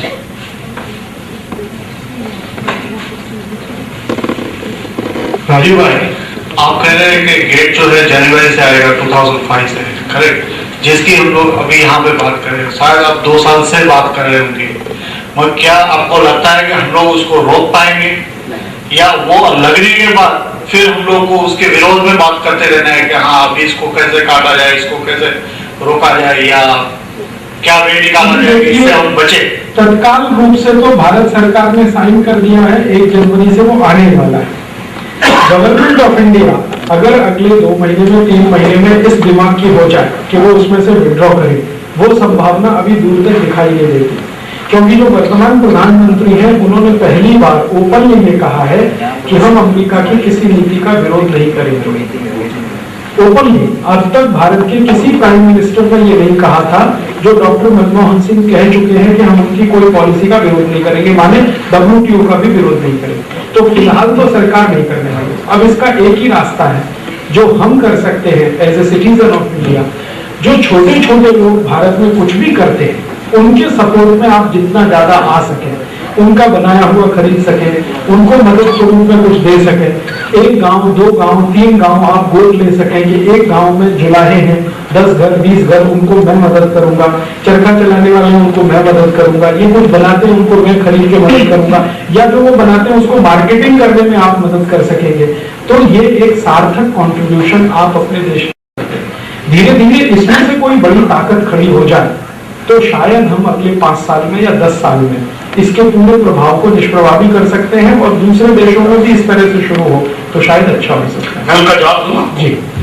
ये जो रेस होगी ना, वो एक स्नेक की होगी और दूसरी सस्से की होगी। जब तक हिंदुस्तान के जो पढ़े लिखे लोग हैं, which control the parliament, which effect the parliament, जो वीडियो इलेक्ट्रॉनिक मीडिया में, पेपर में, जब तक वो लोग नहीं जागेंगे तब तक जो हमारे लोग जो आप कहते हो, वो तो अभी आपने जवाब दिया कि सुबह से शाम तक अपना लाइवलीहुड कैसे करना, उसमें पड़े हुए हैं। किसी को टाइम नहीं करने का। सही बात। आप ऑन द कॉन्ट्री ये मानता हूं कि 3 घंटे में मैं बहुत खुशखुशाल था क्योंकि मैं अज्ञान था। अज्ञान बहुत बड़ा सुख है। अब आपने हमको ज्ञानी बनाया तो हमको हमारा हेल्पलेसनेस की, मेरे को तो आपको नींद भी नहीं आएगी कि मैं इसका क्या हाल होगा। इसलिए कह रहा हूँ कि कुछ होने वाला नहीं। आई एग्री, कुछ होने वाला नहीं, लेकिन आप करते जाइए और हम जितना हो सके हमारी जिंदगी में हम आपको सपोर्ट करते जाएंगे। एक हमारा स्वानंद जो आपने प्राप्त किया है, वो स्वानंद के लिए और हमारे दिल की खुशी के लिए हम आपको हेल्प करते जाएंगे। कुछ होने वाला है। और कोई सवाल पूछना चाहेंगे? जी, वो स्वानंद मेले के बारे में, उसके प्रोग्रेस के बारे में कुछ आप बताएं तो। मैं 1-2 मिनट में 2-3 जानकारी दे दूं। ये जो कार्य हमने शुरू किया भारत के कुछ गांव में, वो गांव की संख्या इस समय 118 है। ये गांव भारत में अलग अलग राज्यों में है, कुछ कर्नाटक में है, कुछ महाराष्ट्र में है, कुछ छत्तीसगढ़ में है और कुछ गांव जो है राजस्थान में है। अगले थोड़े समय के बाद गुजरात के कुछ गांवों में हम शुरू करने जा रहे हैं, फिर थोड़ा नजदीक उसके आ रहे हैं आंध्र प्रदेश वगैरह में। इन गांवों में जो काम हम करते हैं उस काम के लिए 2-3 छोटे छोटे अभियान हम चलाते हैं। एक तो ये कि पहले गांव में ऐसे लोगों को इकट्ठा करते हैं जिनको काम की जरूरत है, कुछ भी नहीं है उनके पास करने के लिए, तो उनको इकट्ठा करते हैं, उनको ट्रेनिंग देते हैं। पहली ट्रेनिंग देते हैं चरखा चलाने की।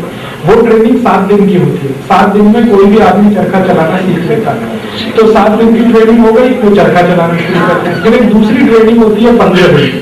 वो 15 दिन की ट्रेनिंग में साबुन बनाना, दंत मंजन बनाना, वॉशिंग पाउडर बनाना, शैम्पू बनाना और टूथ पाउडर, दंत मंजन में आते हैं, और एक नीब जो कपड़े में लगता है। ये 5-6 वस्तुएं बनाना 15 दिन में सिखा देते हैं। फिर आगे और 15 दिन की ट्रेनिंग होती है, उसमें कुछ और 10-12 ऐसे छोटा छोटा करके 50-60 वस्तुएं सिखाते हैं। लगभग 3 महीने की ट्रेनिंग ऐसी होती है अलग अलग सब। ये ट्रेनिंग करके वो सब बनाना शुरू कर देते हैं। बनाने में हम उनको मदद करते हैं। जैसे चरखा नहीं है, हम चरखा किसी से दान मांग के लाते हैं, उनको दे देते हैं भैया। जैसे दुबई से कई लोगों ने पिछले साल कुछ पैसा भेजा, उससे हमने कुछ चरखे खरीदे, इस साल भी भेज रहे हैं, उससे भी खरीदेंगे, तो चरखा दे देते हैं। वो चरखा चलाते हैं, सूत बनता है, सूत हम खरीद लेते हैं, कैश पेमेंट देते हैं, फिर बनती है। वो खादी बेची जाए और बड़े पैमाने पर और लोगों को पता चले, उसके लिए हम मेले आयोजित करते हैं। उसका नाम होता है स्वानंद मेला। हर साल में कम से कम 1 अधिक से अधिक 2 मेले आयोजित करते हैं हर 6 महीने। और वो मेले ऐसे शहर में आयोजित करते हैं जहां पर सपोर्टर हमें ज्यादा मिले, जो लोग ये सब चीजों को खरीद सकें। अभी लेटेस्ट स्वानंद मेला हमने आयोजित किया 1 महीने पहले अमरावती, महाराष्ट्र में। तो उसमें क्या हुआ कि करीब 100 दुकानें हम लगाते हैं, 100 से 150 दुकानें। इन्हीं लोगों की जो ये सब सामान बनाते हैं, वो आते हैं, बेचते हैं, बेचकर उनको सीधा पैसा मिलता है। अगली बार और ज्यादा बनाते हैं, फिर दूसरे मेले में आते हैं। एक तो ये करते हैं। मेलों के अलावा हमने कुछ भंडार खोले हुए हैं भारत में, स्वानंद नाम से ही भंडार है। उन भंडारों में यही वस्तुएं बिक्री के लिए हम रखवाते हैं। तीसरा एक तरीका और है, घर से घर बिक्री करवाते हैं। बहुत सारे बेरोजगार हैं जिनको काम नहीं, वो हमको कहते हैं, हम सामान देते हैं, भाई बेच के आओ, तुमको इतने टका इस पे मार्जिन मिल जाए। तो 3 तरीकों से ये सामान बिकते हैं। तो ये तरीकों में एक तरीका है मेला, जो इन्होंने पूछा।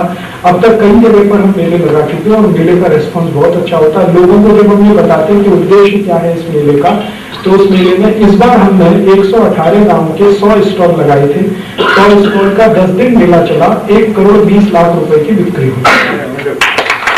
और ये 1 करोड़ 20 लाख रुपए सीधे उनके हाथ में चला गया जो 118 गांव में रहते हैं। हमें संतोष ये है कि 118 गांव में 1 करोड़ 20 लाख पहुंच गया। अब वो क्या करने वाले, इसको मल्टीप्लाई करने वाले। जिसको 1000 रुपए की बिक्री हुई वो 2000 का माल बनाएगा, जिसको 5000 की हुई वो 10,000 का बना। ये फिर हम उनको फिर बुलाएंगे किसी मेले में, फिर कहेंगे उन्हीं का कुछ सामान बनाया हुआ यहाँ हम लाने वाले हैं शॉपिंग फेस्टिवल में, आप खरीदेंगे तो वो पैसा फिर उनके पास जाएगा। तो इस तरह से गांव में पैसा पहुंचना शुरू हो जाए, वो अपने पग पे खड़े हो जाए। ये एक बड़ा काम है जो हम कर सकते हैं। एक दूसरी विज्ञप्ति है कि हमने ये 15 दिन के अंदर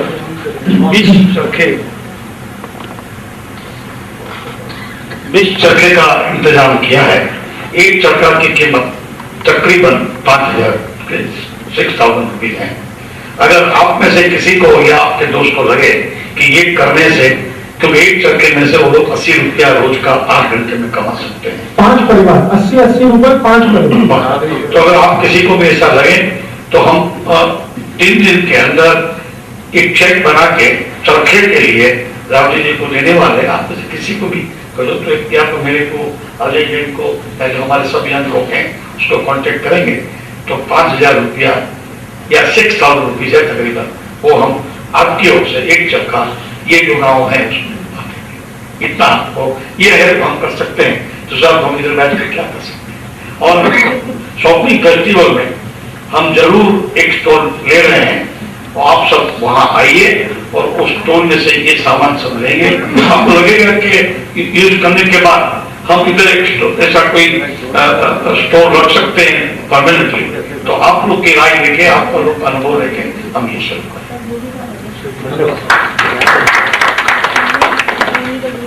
I have one question. This Deshi products what you are producing, how do you maintain the quality? इसके लिए हमने क्वालिटी कंट्रोल सेंटर बनाया है। वो क्वालिटी कंट्रोल सेंटर में क्या होता है कि कोई भी गांव में जब प्रोडक्ट बनता है पहली बार, तो पहले वो क्वालिटी टेस्ट होने के लिए हमारे यहाँ आता है। हम हमारे यहाँ क्वालिटी टेस्ट करते हैं। जब हम सेटिस्फाइड होते हैं तो वो भारत देश की सरकार की एक लेबोरेटरी है, वहां पे जाता है, वहां टेस्टिंग होता है। 2 जगह जब टेस्टिंग होके हम कंफर्म हो जाते हैं, फिर उसके बाद हम वो मार्केट में लाते हैं। तो क्वालिटी का एश्योरेंस मैं आपको दे सकता हूँ कि उसमें कभी कोई शिकायत नहीं आने वाली। पहले हम खुद टेस्ट करते हैं, हम सेटिस्फाई होते हैं। हमारी अपनी लेबोरेटरी है पुणे में, आजादी बचाओ आंदोलन जो अभियान हम चलाते हैं उसकी अपनी लेबोरेटरी है पुणे में। वहां पर 19 वैज्ञानिक काम करते हैं और वो सब फ्री सर्विस देते हैं। वो सब साइंटिस्ट NCL के हैं, नेशनल केमिकल लेबोरेटरी के हैं, लेकिन शाम को 6 बजे से रात 9 बजे तक वो हमारे लिए काम में मदद करते हैं। तो वो टेस्ट में हमें मदद करते हैं। सरकार की लेबोरेटरी में टेस्ट करने के बाद ही वो सामान आपके पास आएगा, इसलिए क्वालिटी के बारे में आप बिल्कुल एश्योर हो सकते हैं। One more small sub question. Now, if you want to export and help them, and when you export, places like whether it will be competitive?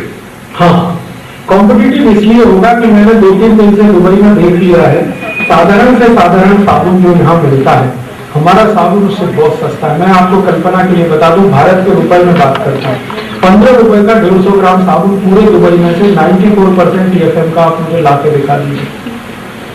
15 रुपए। पहले तो आपको कॉम्पिटिटिव रखना पड़ेगा, क्योंकि TSM मैं नहीं जानती। नहीं, TFM का मतलब होता है टोटल फैटी मैटर, साबुन में इस्तेमाल किया हुआ तेल। आप यहाँ दुबई में जो साबुन अजय भाई इस्तेमाल करते हैं इनके घर में, उसका TFM कंटेंट 74-75% है। मैंने उसको इस्तेमाल करके देखा।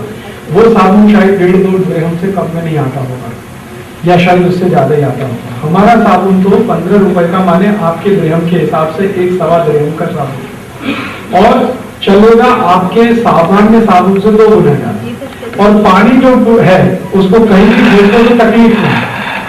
ये क्वालिटी दुनिया में कोई नहीं देता, कम से कम मैं ये कह सकता हूँ। को पूछेंगे कि एक रथ या एक कैनी कितने में आता है, 3.5 दिरहम, 3.5 दिरहम में आता है। यानी या एक 2.5 दिरहम, 2.5 दिरहम, 2.5 दिरहम माने 25 रुपए, 25, 27, 30 रुपए। हमारा 15 रुपए था, वो भी 75 ग्राम आ गए। आप ऐसे समझ लीजिए, हैं? 75 ग्राम, हाँ 75 ग्राम 30 रुपए था, हमारा 150 ग्राम 15 रुपए। आप इससे ज्यादा कॉम्पिटिटिव और क्या चाहते हैं? सामान्य रूप से हमारी कोशिश होगी, शायद वो 15 का 16 हो जाए, फ्रेट चार्ज लगेगा, अभी हमें मालूम नहीं कि उसमें फ्रेट चार्ज कितना लगेगा, लेकिन एक साबुन पर 1.5-2 रुपए से ज्यादा फ्रेट चार्ज नहीं लगेगा, बहुत अधिक तो 3 रुपए लग जाएगा, तो भी 18 रुपए में आपको मिल जाएगा, 3 रुपए में आप यहाँ से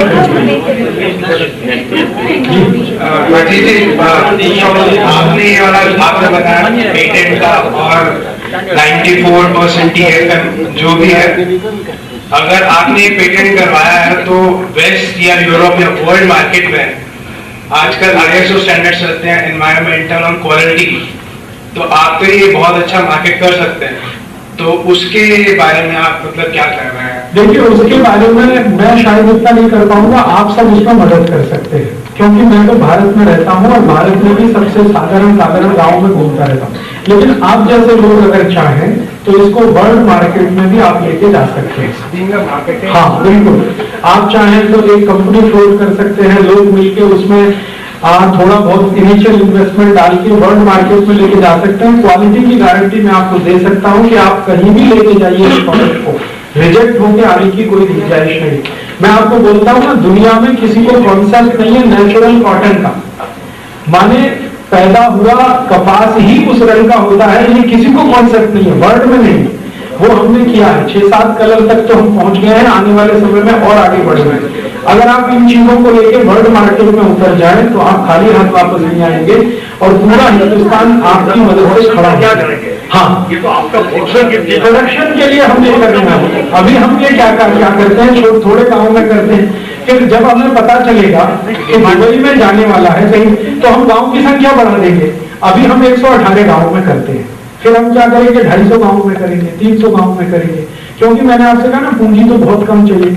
5,500-6 हजार रुपए की पूंजी से एक परिवार खड़ा होता है चरखे के रूप में, साबुन के रूप में भी लगभग उतना ही चाहिए, तो वो प्रोडक्शन शुरू हो जाता है। और हाथ से ही होता है, मशीन इस्तेमाल ज्यादा होती है, मशीन का इस्तेमाल हम कम से कम करते हैं ताकि ज्यादा लोगों को काम मिले। तो हम यही करने वाले हैं। अभी तक तो हम हमारे लिए करते हैं, फिर हमें पता चला कि दुबई जाएगा, फिर अभी जाएगा तो 118 गाँव का 250 गाँव कर देंगे, 250 का 500 गाँव कर देंगे, 500 से 1000 होता चला जाएगा। और बेरोजगारी इतनी है इस देश में कि हमें कभी कमी नहीं पड़ती है लोगों की। हम बुलाते हैं कि 50 लोग आना ट्रेनिंग के लिए, तो 500 लोग आ जाते हैं, फिर हम उनमें से 50 छांटते हैं, तो कभी कमी नहीं पड़ने वाली। इसलिए गांव तो भारत में 6,32,000 है। सर, इसी के डिटेल्स जैसे आपने कहा कंपनी फ्लोट कर सकते हैं, ये से मार्केट कर सकते हैं। I would like to have some more knowledge about this. तो पर्सनली आप बात कर सकते हैं। अभी चाय पानी के इसके बाद मैं चाहूंगा सिर्फ 2 प्रश्न हैं, फिर क्योंकि समय भी हो गया, और एक और अनाउंसमेंट मैं करना चाहता हूं कि कुछ खादी के जो सामान जैसे राजीव जी ने बताया यहाँ पर उपलब्ध हैं, देखने के लिए आप देख सकते हैं, लेकिन को जो साबु और शैम्पू था वो नहीं आ पाया, कल सवेरे आ रहा है, तो कल हम देख सकेंगे। कल भी यहाँ पर सभा हमने रखी है शाम को 7 बजे, और आप सभी से मेरी प्रार्थना है कि आप चाहें तो कल आइए, अवश्य आइए, क्योंकि अभी हिस्ट्री के ऊपर तो बात हम कई दफे कर चुके हैं, उनके बहुत सारे दस्तावेज हैं, जो 50,000 डॉक्यूमेंट्स हैं, उसके लिए हमने वहाँ सूर्य होटल में चर्चा की थी। राजीव जी, मैं आपसे कोई सवाल नहीं कर रहा हूँ, लेकिन मेरा ये मानना है ये सुनने के बाद कि जब चीजें आएंगी बाहर से, रोजगारी बढ़ेगी कुछ हद तक, और ये वो लोग होंगे जो एजुकेटेड हैं, ये वो लोग होंगे जिनको चीजों की जरूरत है। एक परिवार में थोड़ी इनकम बढ़ेगी, चीजें आएंगी, वो सस्ती मिलेगी बाजार में। ऐसे में आपका जो आंदोलन है और जो उस तरफ लोग बाग आएंगे, उसके लिए आप क्या करें? नहीं, उसके लिए तो हमारा यही मानना है कि देखिए, जो देश ट्रेड बेस होते हैं, जिनका व्यापार आधार होता है अर्थव्यवस्था का, उनके लिए तो ये ग्लोबलाइजेशन यूटिलाइजेशन बहुत अच्छा आने वाला है। लेकिन जो देश मैन्युफैक्चरिंग बेस होते हैं और जिन देशों की गरीबी बहुत अधिक होती है, उन देशों के लिए तो ये तकलीफ लाने वाला है, मेजोरिटी अगर लोगों को देखा जाए। तो भारत में रोजगार बढ़ेगा, उससे ज्यादा रोजगार खत्म होगा। मैं आपको एक छोटा उदाहरण देता हूँ। अभी जो हो रहा है भारत में, एक अमेरिकन कंपनी भारत में आई, उसने पेप्सी कोक नाम से सॉफ्ट ड्रिंक लाया। वो सॉफ्ट ड्रिंक आने के बाद भारत के हजारों छोटे छोटे आउटलेट्स बंद हो गए, जो नींबू का शिकंजी बेचते थे, नारियल का पानी बेचते थे, संतरे का रस बेचते थे, मौसमी का रस बेचते थे। क्यों? उन्होंने क्या किया? Aggressive advertisement. कभी अमिताभ बच्चन को लाया, कभी तेंदुलकर को लाया, कभी सौरभ गांगुली को लाया, कभी सुष्मिता सेन को। तो उनकी एग्रेसिव मार्केटिंग के चलते लोगों को इतनी अकल चली गई दिमाग से कि नींबू की शिकंजी हमेशा पेप्सी से अच्छी होती है, संतरे का रस हमेशा अच्छा होता है। और ये मैंने कल मेरी आंखों से देखा। जैन समाज में इतने पढ़े लिखे लोग जो कल सफारी में गए थे, वो पेप्सी पी रहे थे, कोक पी रहे थे। मैंने जब उनसे कहा कि आपकी अकल नहीं है, आंखें नहीं है, दुनिया की सब लेबोरेटरीज का रिपोर्ट आ गया है कि पेप्सी को स्लो पॉइजन है, फिर भी पढ़े लिखे लोग उसको पीने के लिए प्रेरित हो जाएं, तो भारत के साधारण आदमी की क्या बात करें। इस पेप्सी कोक ने हजारों हिंदुस्तानियों की रोजी रोटी खत्म कर दी, जो सड़क पे खड़े होकर मौसमी संतरे के रस बेचते। तो रोजगार जो खड़ा होता है वो थोड़ा सा होता है, और बेरोजगारी जो बढ़ती है वो ज्यादा होती है। हम उसे देख नहीं पाते क्योंकि हम उस क्लास में कभी घूमते नहीं है जहाँ बेरोजगारी आती है। हम उस क्लास में घूमते हैं जहाँ पे रोजगार थोड़ा बहुत दिखाई देता है, जैसा मैंने कहा। तो अगर हम थोड़ा हमारा विजन बेहतर करें और ज्यादा लोगों को देखने काम करें तो हमें साफ साफ दिखाई साउथ के फार्मर पेप्सी और कोका कोला भी इसके यूज करते हैं। हाँ। वो सब अखबार है, हाँ, क्यों? और एक आदमी मेरे को बोल दिया कि पेप्सी कोका खाना टॉयलेट क्लीनर। हाँ, वो ठंडा मतलब टॉयलेट। आप उससे टॉयलेट साफ कर सकते हैं, आप अपने खेत के कीड़ों को मार सकते हैं, आप पेप्सी को घर में स्प्रे कर दीजिए तो मच्छर सारे मर जाते हैं, मक्खियां सब मर जाती हैं। ये क्वालिटी है पेप्सी और कोक का, फिर भी लोग बेटागट पीते हैं। तो उनका तो भगवान ही मालिक है और भगवान उनको जितनी जल्दी सद्बुद्धि दे, मैं तो इतना ही निवेदन करूंगा। लेकिन मैं बता रहा हूं कि ये स्थिति हमारे देश की है, ये स्थिति है जी। वो कहते हैं जी हम पी के मरना चाहते हैं, आप कौन होते हैं जी? हमारे पैसे से हम पी के मरना चाहते हैं, आप कौन होते हैं? पेप्सी कोक के अंदर फॉस्फेरिक एसिड होता है। एक drop of phosphoric acid plastic को गलाने के लिए काफी है। वो हिसाब से आपका पेट दांत को भी गला देता है। दांत को गला देता है। फॉस्फोरिक एसिड दांत को गला देता है, प्लास्टिक को गला देता है, ज्यादा मात्रा में लोहे को गला देता है फॉस्फोरिक एसिड। आखिरी प्रश्न, कोई प्रश्न है? मैं समाप्त करूं? ठीक। और इसके बाद प्रश्न हो सकता है, मैं नीचे यहीं पे हूँ, आप मुझे व्यक्तिगत प्रश्न कर सकते हैं। मैं सिर्फ एक कह के बात खत्म कर रहा हूँ कि हमने जो कॉन्सेप्ट लिया है वो मास प्रोडक्शन में, प्रोडक्शन बाय मासेस का कॉन्सेप्ट हमने लिया और उसी से ये प्रॉब्लम हम शायद सॉल्व कर पाएंगे। धन्यवाद। एक थोड़ी सी दिक्कत है क्योंकि अभी दुबई के अंदर ट्रैफिक का जो स्किल है वो अभी एकदम प्रज्ञा हो गई है।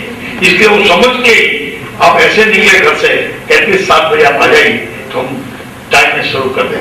फर्स्ट टाइम मैंने आज 8 बजे शुरू करवाया है। मैं नॉर्मली 5 आदमी आए तो 5 बजे का भी मैं शुरू कर देता हूँ, लेकिन आज मैंने थोड़ा सा अनएक्सेप्टेबल किया है। कल आपको रिक्वेस्ट है कि आप वो ट्रैफिक का नियम समझ के जल्दी आ जाए। आप सभी लोग ने इस प्रवचन को बड़े ध्यान से और सबका बहुत बहुत धन्यवाद।